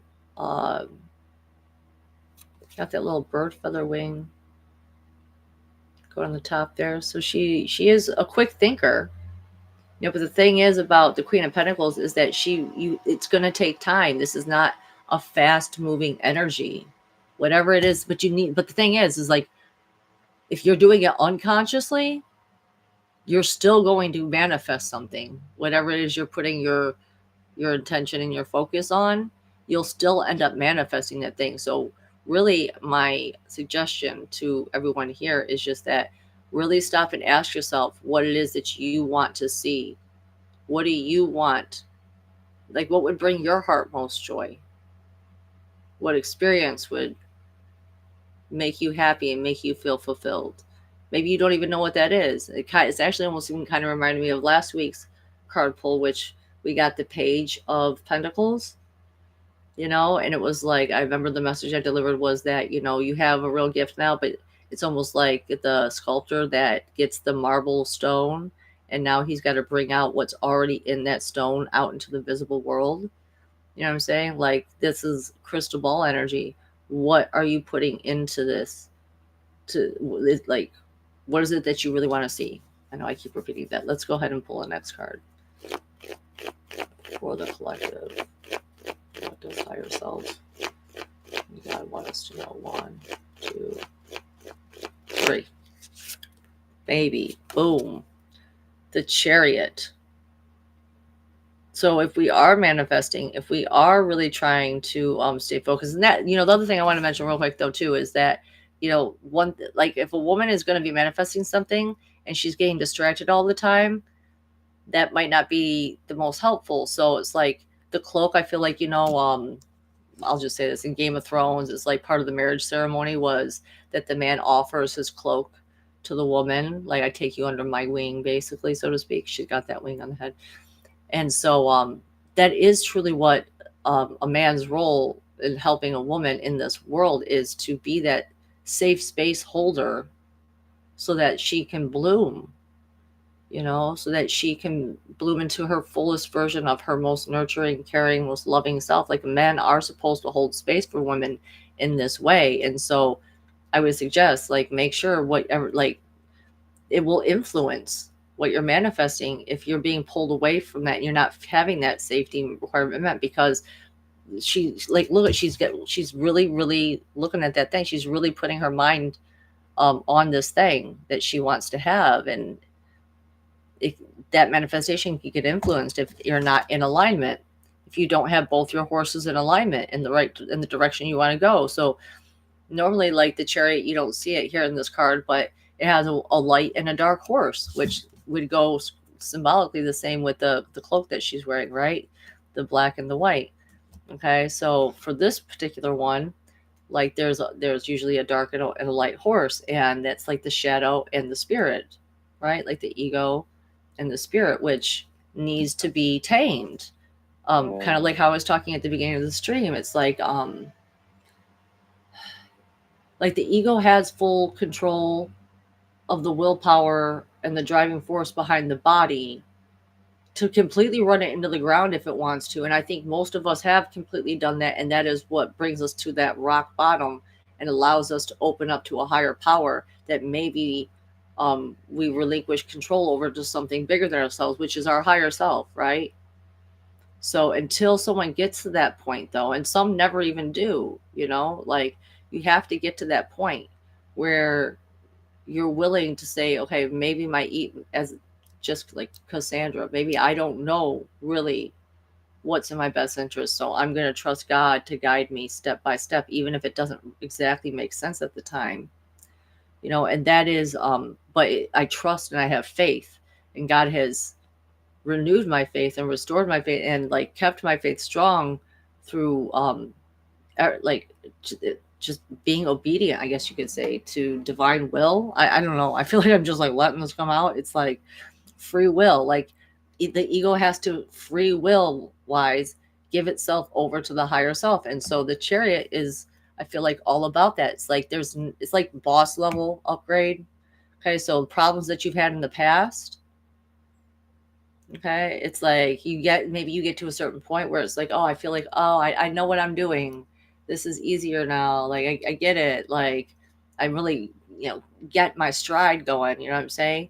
But what the Chariot does is it brings forward, like new levels of things to overcome in a way. And the way that you overcome these things, though, is bringing both of those horses into alignment and going forward and being clear. It's like if the Queen of Pentacles is the feminine energy of the manifestation, the Chariot is going to be the masculine energy of this manifestation, of what it is that you're trying to bring forward. It literally is the card to bring it forward. It's saying, here you go. It's time for you to move forward on this thing. You've been thinking about it. You've been looking at it. You've been focusing on it. Your intentions are all good. And the Chariot is going to take you there. But again, remember, like, it's what you're focusing on is where it's going to take you. It's like if you could drive a car with your mind, so to speak. You know what I'm saying? Like, it's all about the mental aspect here. It's the Chariot is literally, if we want to get into like Kabbalah stuff that I'm still studying right now, like the Chariot is the part where the duality needs to be brought into one in unison in order to climb and hop over the abyss. Okay, in order to cross the abyss, in order to get to your fullest potential of self-actualization and activation, so to speak, to the magician aspect of yourself, to where you can fully use your magic.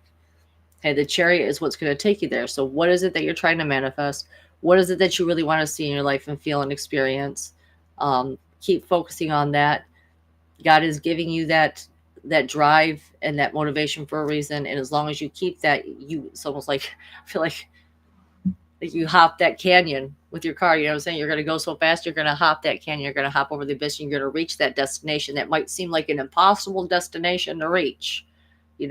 Like I literally, like I said, I have heart wished impossible things that I never thought I could see and experience in a million years. And it's happened. And it's like, it was so monumental that I can't ignore it and I can't put it aside. And that is why I continue to come back here and talk about all this stuff, because we're all capable of this, and I'm here to make people's dreams come true, bitch. I'm here to help you make them come true. Take my words. All right, so here we go. What's the last part? One. No, I don't want to see that. Sorry, they're like showing me. They're showing me a card. I'm like, do not pull that card. Sometimes I wonder if I'm influenced pulling cards like that. So, because it feels like I do. I'll give you a little story about it after this one, though. Okay. For the collective. Yes. That's the last part of the message for the collective. 1, 2, 3. Boom. Okay. Wow, we got 2 queens here. Rocking it. Okay, so if we're reading it like a sentence, it's almost like the Queen of Pentacles, she's focused intention. The Chariot is the masculine energy behind the driving force to take you there.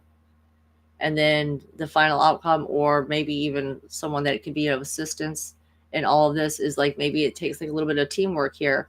And we got this Queen of Rods. And the Queen of Rods, she's the action taker. She's bright, she's bold. She's the one that that wears the party dresses, what I'm saying, that goes out there in full costume, that is like puts herself out there on YouTube and tells all her secrets, all the deepest secrets and thoughts that she's been having. You know what I'm saying? Like that's the type of person the Queen of Pentacles or the Queen of Rods is. The thing about this woman's energy that you have to keep in mind, and I definitely have struggled with this, and I can tell you that, is shame. You have to find a way to completely banish shame. This is what's going to keep you from taking the proper action. Let's say you are being guided. Let's say you have your goal, you have your the manifestation you want to see. You have God, the chariot driving force behind you. You got your things in alignment, and now what has to happen? Because the Queen of Pentacles isn't an action-oriented person. But in order to get that manifestation that you want, you desire, you are going to have to take actions. Right? And so that is where the Queen of Rods is going to come into place. But let's say she has some secret hidden shame and stuff that is preventing her. It would almost be like the two horses in the chariot would be out of alignment then, if she's still carrying this secret shame about herself in any way. So I'm recommending that you guys really search those places out. Search that thing out, because shame is what it puts water on the fire. And the Queen of Rods needs to be out there. She needs to be visible. She needs to be able to take those actions. That is what's going to bring her the most fulfillment, is doing those things, right? Okay. I really like that energy for us this next week. Oh, what is going on with my computer? Oh, yes. Yes, hi. Hi, Matthew and Honora. Nice to see you here. Is it chariot time? Surface Planet Radio says that is funny. Wow, Maureen. That is so interesting you say that, because I know Cancer is ruled by the moon, and I always was wondering, he's got these moon shoulder covers, right? And I was like, how does that fit into this? It's almost like an aggressive moon, because red is about aggressive energy, right? So, wow, that's very interesting that you say that. The black star on the head right there makes me think of the David Bowie song, Black Star. One of my favorite songs. Am I going to peek? Yeah, I did. So the hidden energies, I've now deemed the bottom of the deck the hidden energies. So if these are all the energies that are at play, the hidden energies that are bringing to the table is the sun.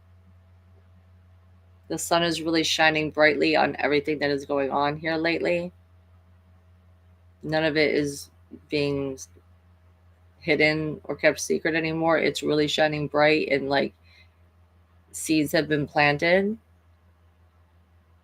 and it's the truth. It's the truth and the light shining through. I just feel like the frequency of truth is shining through all of us.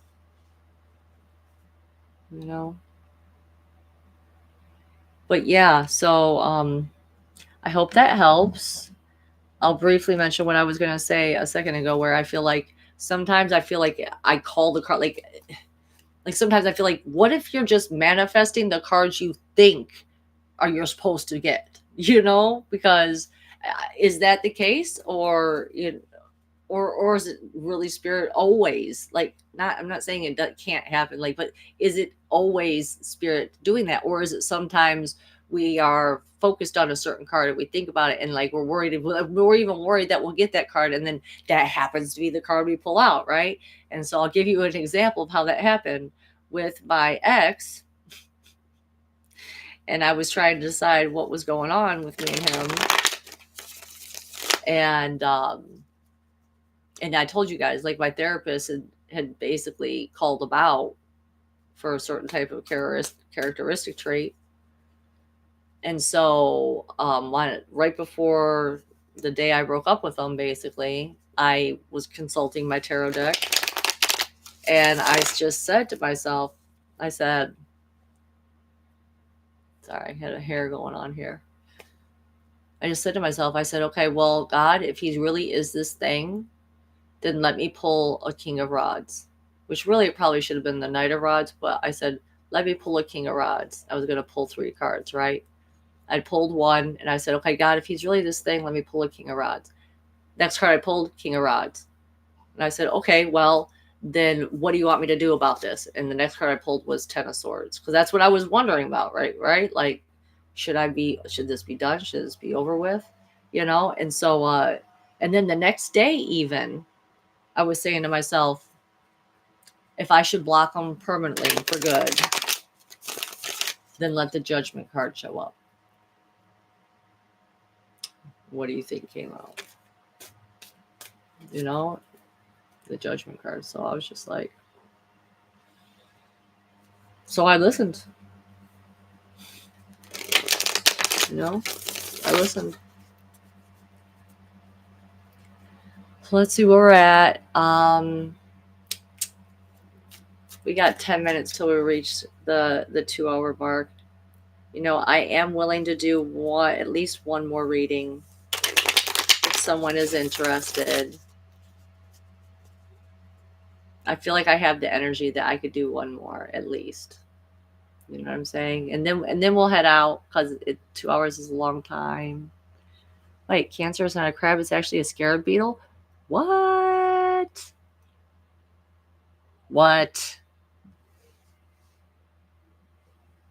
James, I'm going to have to look in on that. That is kind of very interesting to know. Very interesting. Because Egyptian, I think of Egyptian stuff when I think of the scarab. Yes. I'm going 3 hours, freaking Eric. You're hilarious. Oh, you crack me up. I hope that's the case, Chris. I hope that's the case. Wait, hold on. Oh, Joanna, I like that thought. I like that ideal too. Yes.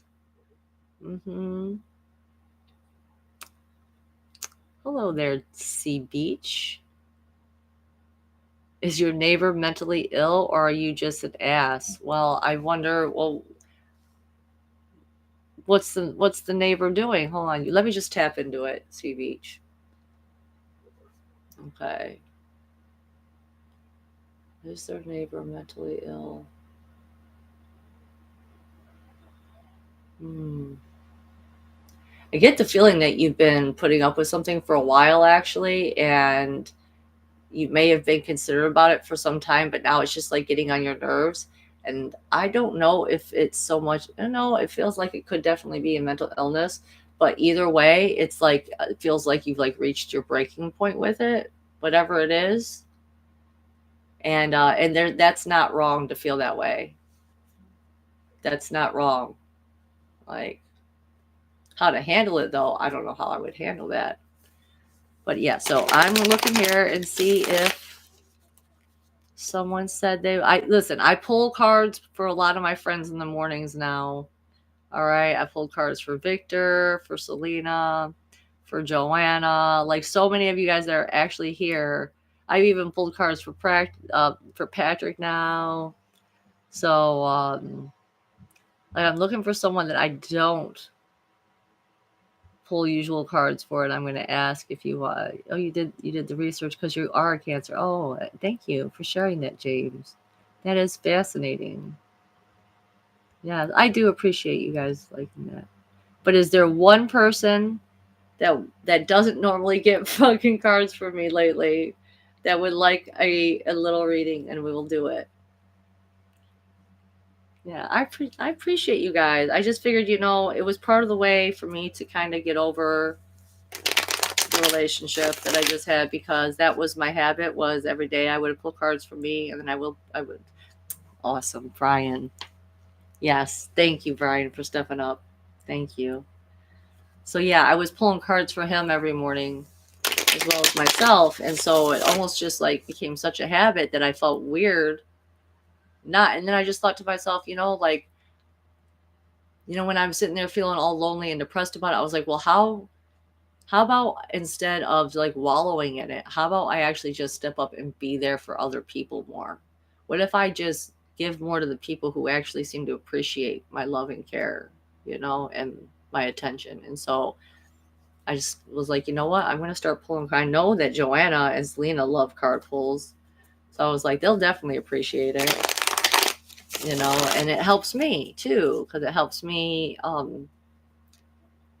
get better at my craft, you know, and then it helps me show you guys how much you mean to me. You know, Joanna gave me that free energy clearing, and that was really nice of her. And Chris, I will pull cards for you. I feel that's the other thing I felt bad about. I felt bad about saying that I would force you to pay to have a card reading with me. If you really want a card reading with me, because I know that I have close friends. If I went to Matthew and Honora, they'd give me a reading for free. Honora basically does give me readings all the time because she's always tapped in and she's always psychic. I know that they would. You know what I'm saying? So I was like, I want to be there for my friends in similar ways. So Brian Larson.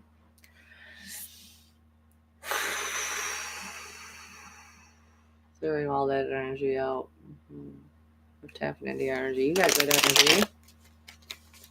Well, you got a little bit stuck there towards the end here. So I'm going to say that there could be something that's a little bit stuck in there. Energetic wise coming up for you. It's almost like you've got like something has gone through a little bit easy up until the very end. It's like easy up until the very end. So it's like maybe you're working on something that has been going pretty smoothly, but once you get towards the end of it, it might take a little bit extra work, a little bit extra effort.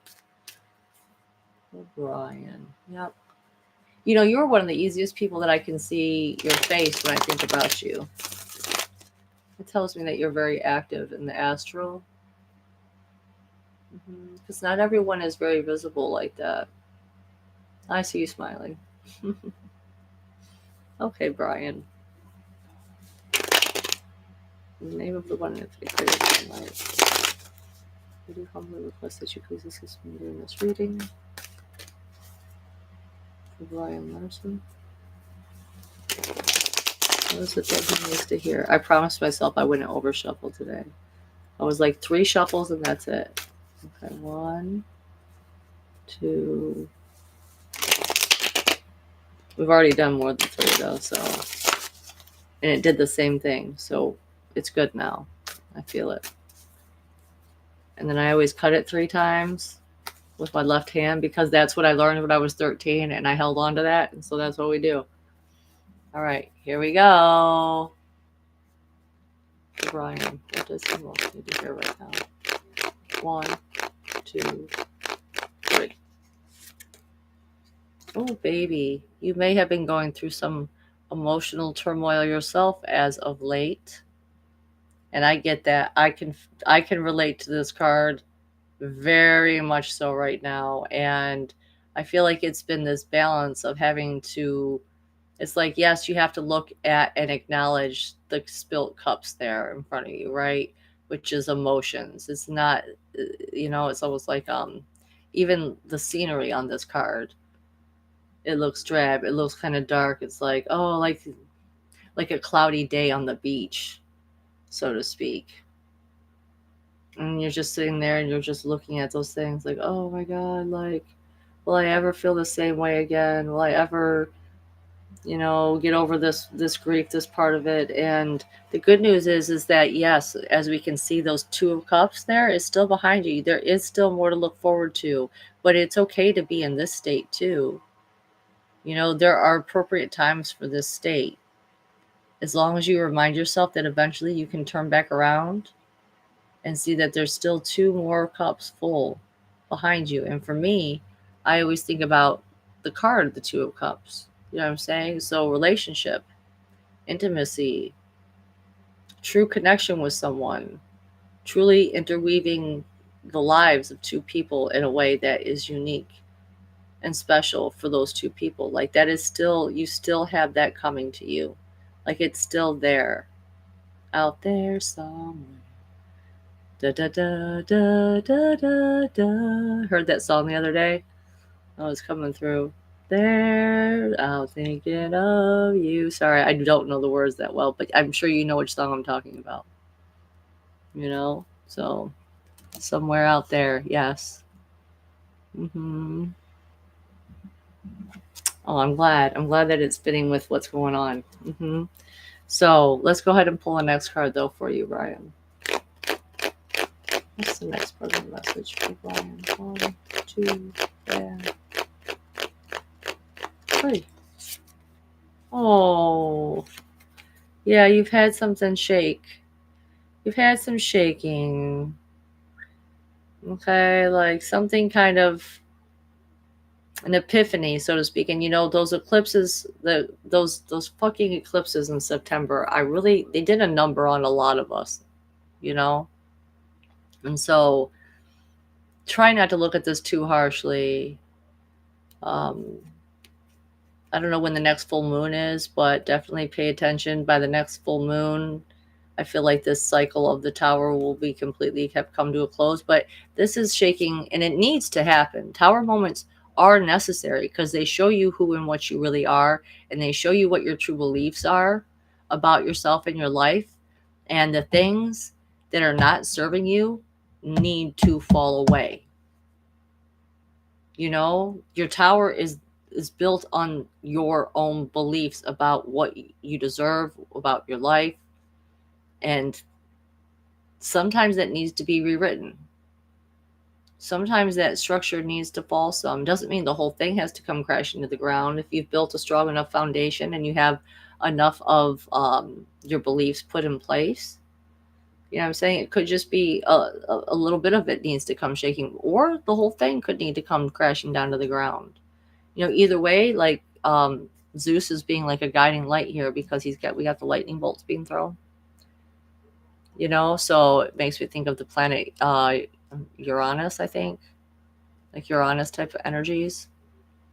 Okay, so it's like electric, something that's come through and it just boom, there's epiphany hits you. It's like, oh, that acted like, okay, like for instance, for me, it was like, oh, like that the boyfriend I just had, oh, he was putting on a show those first 3 months, like, and everything I was seeing that was so good in him was actually in me. I was actually projecting onto him in the same way that he was projecting onto me. It's like, oh, lightning bolt moment, like, aha, and so then part of my beliefs had to be rewritten.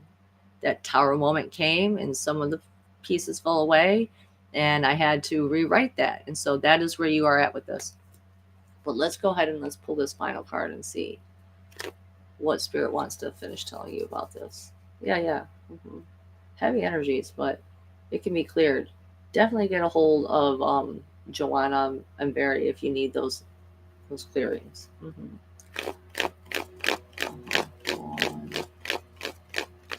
Yes.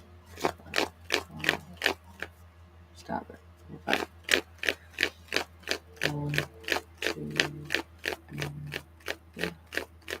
3. Okay. Don't give up. Don't give up. This is something you've been working on for many lifetimes. It's like that end of the race where you see someone running a marathon and it's like they hit that wall, so to speak, and they're just like, I just can't even go on anymore. I can't even, I can't take one more step, put one more foot in front of the other. I'm done. And it's like you've reached this point so many times before. And this really is about breaking old patterns lately. I feel like it's really about bringing to light all the things that we've almost been let run on autopilot, and it's time to act in completely new and different ways. Like you've taken all these actions to get to this place and you've gotten this far before, like, and if you give up now, you won't get that payoff, and if you remember that payoff, I feel like is visible in that 5 of Cups, which is a transition. 5 is transition, so which is the 2 of Cups. So true connection. I mean, isn't that what all humans really crave? Is that true connection and love and that feeling? So you have something coming for you. Don't give up. You are about to win the race, but you have to take the actions. You have to keep doing the actions in order to get that. Just looking at his face a little bit more. It's almost like don't be careful of apathy. That's what I'm going to say. Be careful of being apathetic, you know? And so now that I told you guys, like I look at this bottom of the deck for like the hidden energies around you, and the hidden energies around you is the High Priestess. So you're going to be tested again, and you're going to have to be able to trust your gut, your intuition. The veil will be lifted for you. And funny, since we're in October and this is when the veil is the thinnest, October and November, right? Like you're really going to be given two options here. Oh wow, yeah, see a little castle in the background. It's like which it's also like it's like psychic initiation. You know what I'm saying? Like, can you get through this maze? Can you get through this labyrinth? I just get this really good feeling for you that it's like, it's like they're literally making me think of the movie Labyrinth right now. Like, don't quit yet. You're almost at the end where you confront that Goblin King, right? And you tell him, you don't have any power over me. Like, we're the manifestors of our reality because you're still part of the collective. And so the reading we did for the collective still applies to you too. So you have to think about what it is that you're focusing and putting your intentions on. And it might be hard to do that because maybe you've done so much of that. And it's like, my God,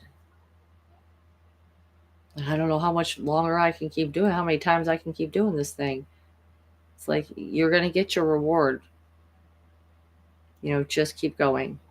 Just keep swimming. Just keep swimming. Swimming, swimming, swimming, swimming. Yeah. Oh, when's the full moon? November 5th? Taurus full moon. Okay. Interesting. Interesting. It's called the Beaver Moon.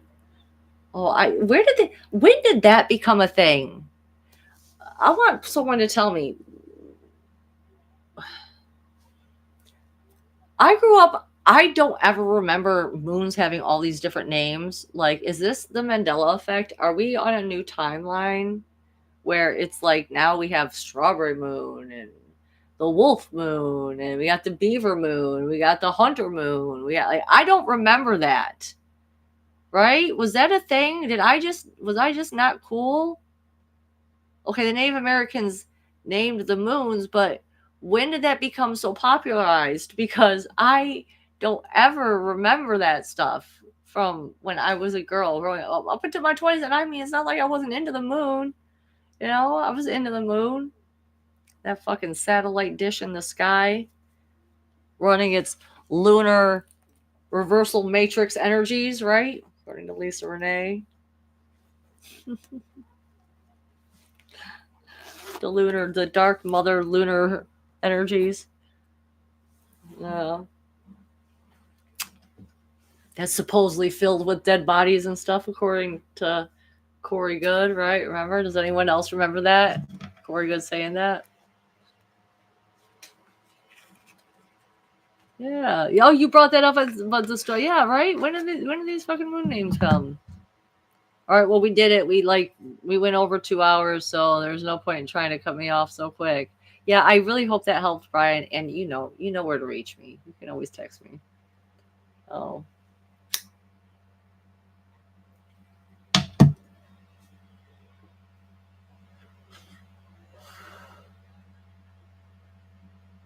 Right, I was thinking that it feels Farmer's Almanac to me.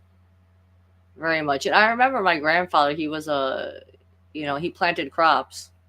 Like they lived in a decent, not huge piece of land, but it was enough to where he would be out there, with the tractor and growing on vegetables and stuff like that. And I remember in the household, he would have that Farmer's Almanac, and he had one of those. Go flashback in time with me, guys. Anyone who can tap into this, go ahead and feel free to join me on this little adventure I'm about to take you on. We're going to my grandparents' house in Romulus, Michigan, circa 1980 something. And do you guys remember those? It was like a chair, but it was like almost like a bed, but it was like velvety, and did this whole little curve thing like this. All right, and he would had this chair. My grandfather always had to have his own special chair, which you could sit in until he walked in the room, and then you had to get your butt up out of that seat. And he was a chain smoker, and And so the whole chair and everything would just smell like cigarette smoke, and you'd see all the ashes from all the cigarettes that he'd be smoking. Oh my gosh. Boy. Those were sometimes. And the farmer's out, he had like his little desk thing, and he'd have like the farmer's almanacs and different little magazines. So funny.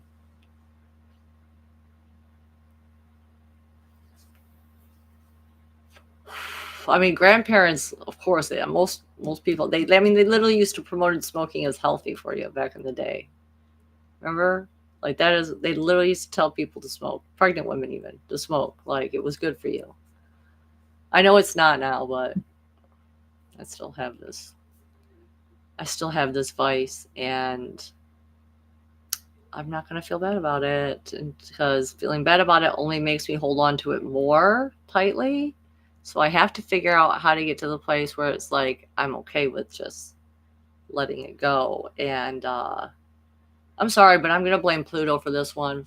Fucking Pluto is just keeping me fucking going, you know. All the stuff they brought to the all the stuff he brought to the surface, fucking Pluto. I love Pluto too. Like I'm like, how can you do this to me, Pluto? I love Pluto energy.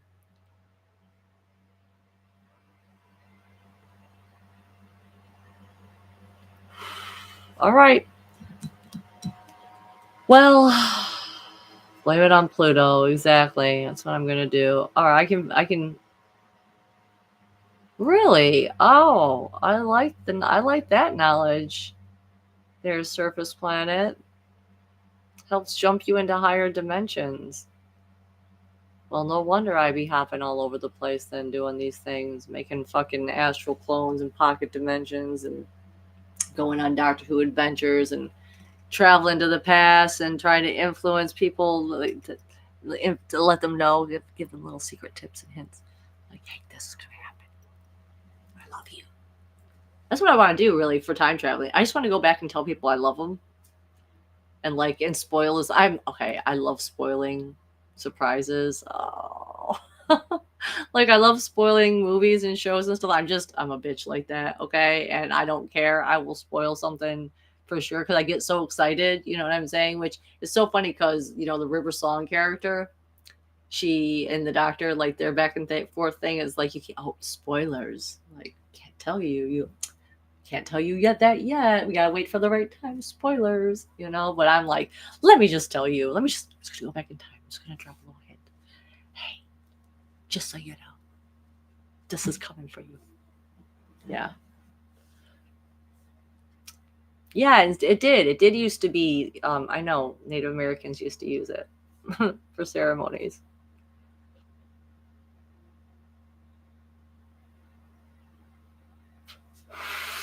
Oh my God, Victor. Hey, love you. That's what I'm gonna do next time. Now I'm gonna make that up. I'm gonna I'm gonna Queen of Pentacles that. I'm like, oh yeah, I'm gonna get you. I'm gonna give you a little astral tap on the shoulder, a little energetic. Use my energetic body. I'm gonna be like, hey, just so you know. I promise I'll keep my eyes closed. Oh, yes, Adventures in Space Time, exactly. I'm sorry, but I truly believe that the stories that we've been told, they are all real to a certain extent on some level. The Doctor Who stories are coming from somewhere. They're real. You know, the Star Trek stories. I heard before that Gene Roddenberry said that, like, or somehow, like, that he was fed those stories. Like, that's part of how they let us know without letting us know, right? It's like that's how they disclose the truth to us. Oh, I love you and Gus. I love you guys. And on that note, I think that I should probably get on out of here.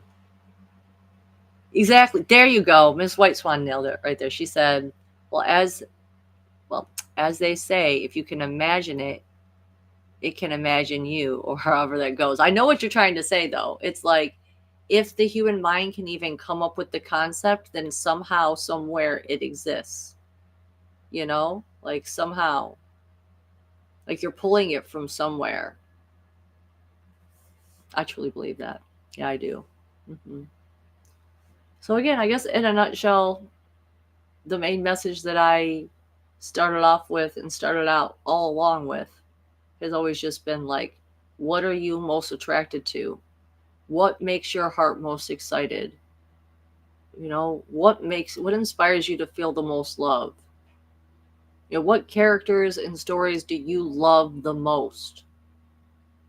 Because those things are telling you something about yourself, because we do not understand how this multidimensional aspect of the human soul really works. We do not really keep that secret from us. And I think that we're here to crack that code. You know, just like I was telling you guys earlier, that Julie that I've connected to, Julie Bernstein, I think her name is, on Facebook, that beautiful anime character girl. My God, she is just so adorable. I can just see it in her energy, like the faces she posted, like these pictures of herself, and like you can see in her eyes, she's just trying to get that. She's like radiating it. She's like, see me as the anime girl. Do you see me? And I'm just like, oh, I do. I see you, anime girl. I see you. You know? Yeah.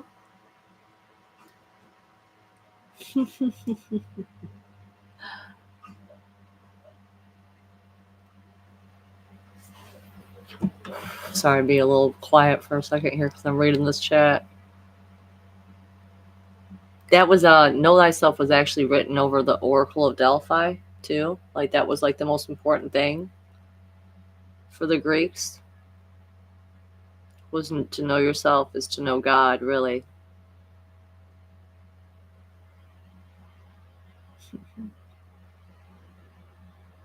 Yes, I truly believe that there could be anime versions of us in another dimension. And in fact, that was my newest request because she inspired me not only to make that wish for her, for that to be her true reality, that she is integrating with her anime version of herself. But I want to know my anime version of myself. And you know what was so funny is that I prayed about it. And then out of nowhere the next day, my daughter's father, my son and daughter's father, he sent me um, a character of sorts on this video game that he was playing, this like Japanese anime type video game. He was like, look at this character. It looks just like you. And I looked at it and I was like, holy shit. Like, yeah, that is definitely me. Like, wow. Like I pray for it and then my prayers get answered by people, and that's how I know God works through us all. That's how I know.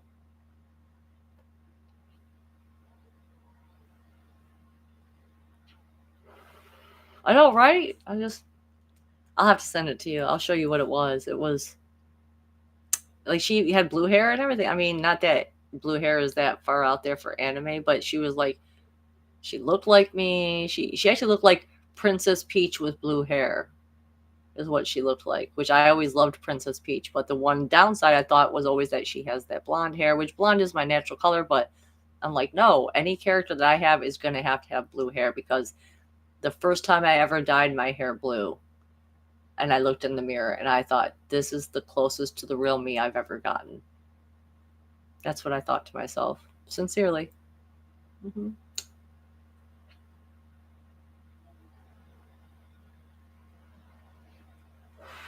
Yes.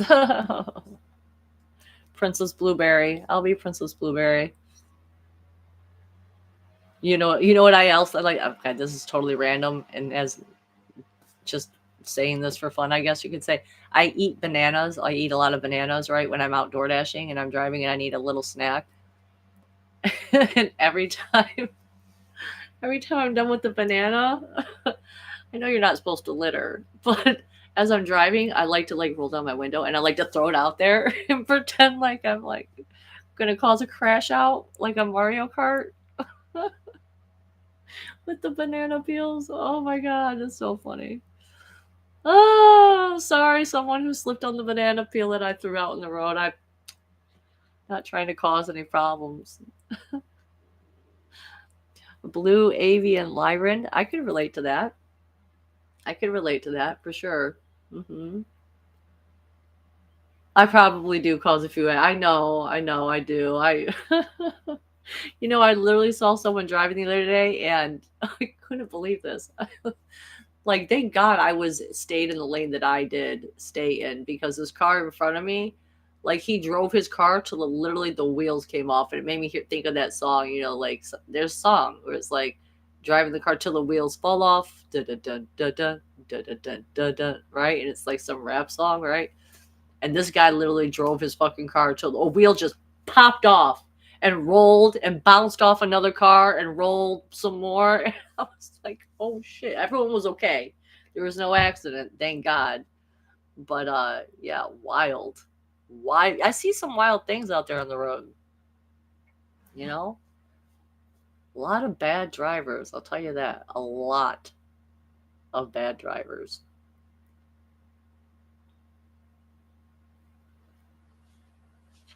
I see you laughing at my banana peel joke there, Brian. It's funny. I'm glad I can make you guys laugh. Oh yeah. No, I won't toss the black ink. I won't. I will not. Thank God I do not carry the black ink with me. Just the banana peels. I don't have any turtle shells. Although that would come in handy when I'm trying to get somewhere fast. I want someone to move the fuck out of my way. Fuck. The blue shell, everyone gets it exactly. The red shell goes after the person in front, though, right? So I would throw the red shell. Get the fuck out of my way. I'm a swearer when it comes to. I literally talk and yell at cars like, "Hey, what the fuck are you doing, bud?" I know people. Honestly, I don't even try to hold back or hide it anymore now. When someone's going super slow and I manage to go around and cut them off, I give them this look like, "What the fuck? Like, what the fuck are you?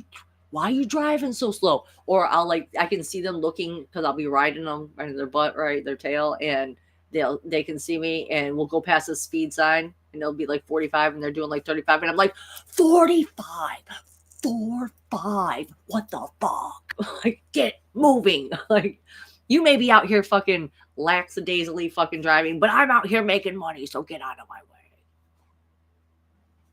I have to do it that way. It's just the only way. I am a road rager. Yeah. Chris is a road rager too. I know that. I've driven with him plenty of times. You're my type of driver, Chris. Like fist bump.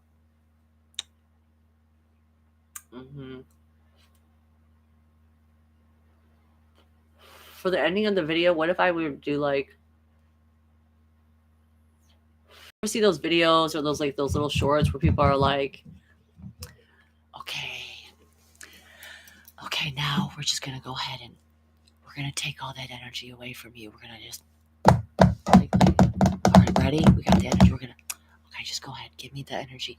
Give me all that bad negative energy. Come on. Oh, pull it. I'm pulling all the negative energy off you guys. Oh, we're gonna clear it. Oh, we're gonna clear the energy. Oh, all right. Anything negative that's been haunting you guys is now. We're clearing it. It's cleared. You guys ever seen that? Yeah, we're doing that. That's what we just did. We cleared the energy. That is funny. Yeah, you've seen those? Okay. All right. For real. Oh, two. That's what I was kind of waiting for. I was waiting to see. I was like, I want it to be some angel sequence numbers. So it is now 2 hours and 22 minutes that I have been in this stream. 41 seconds is going up. We're going to end it here. I love you guys.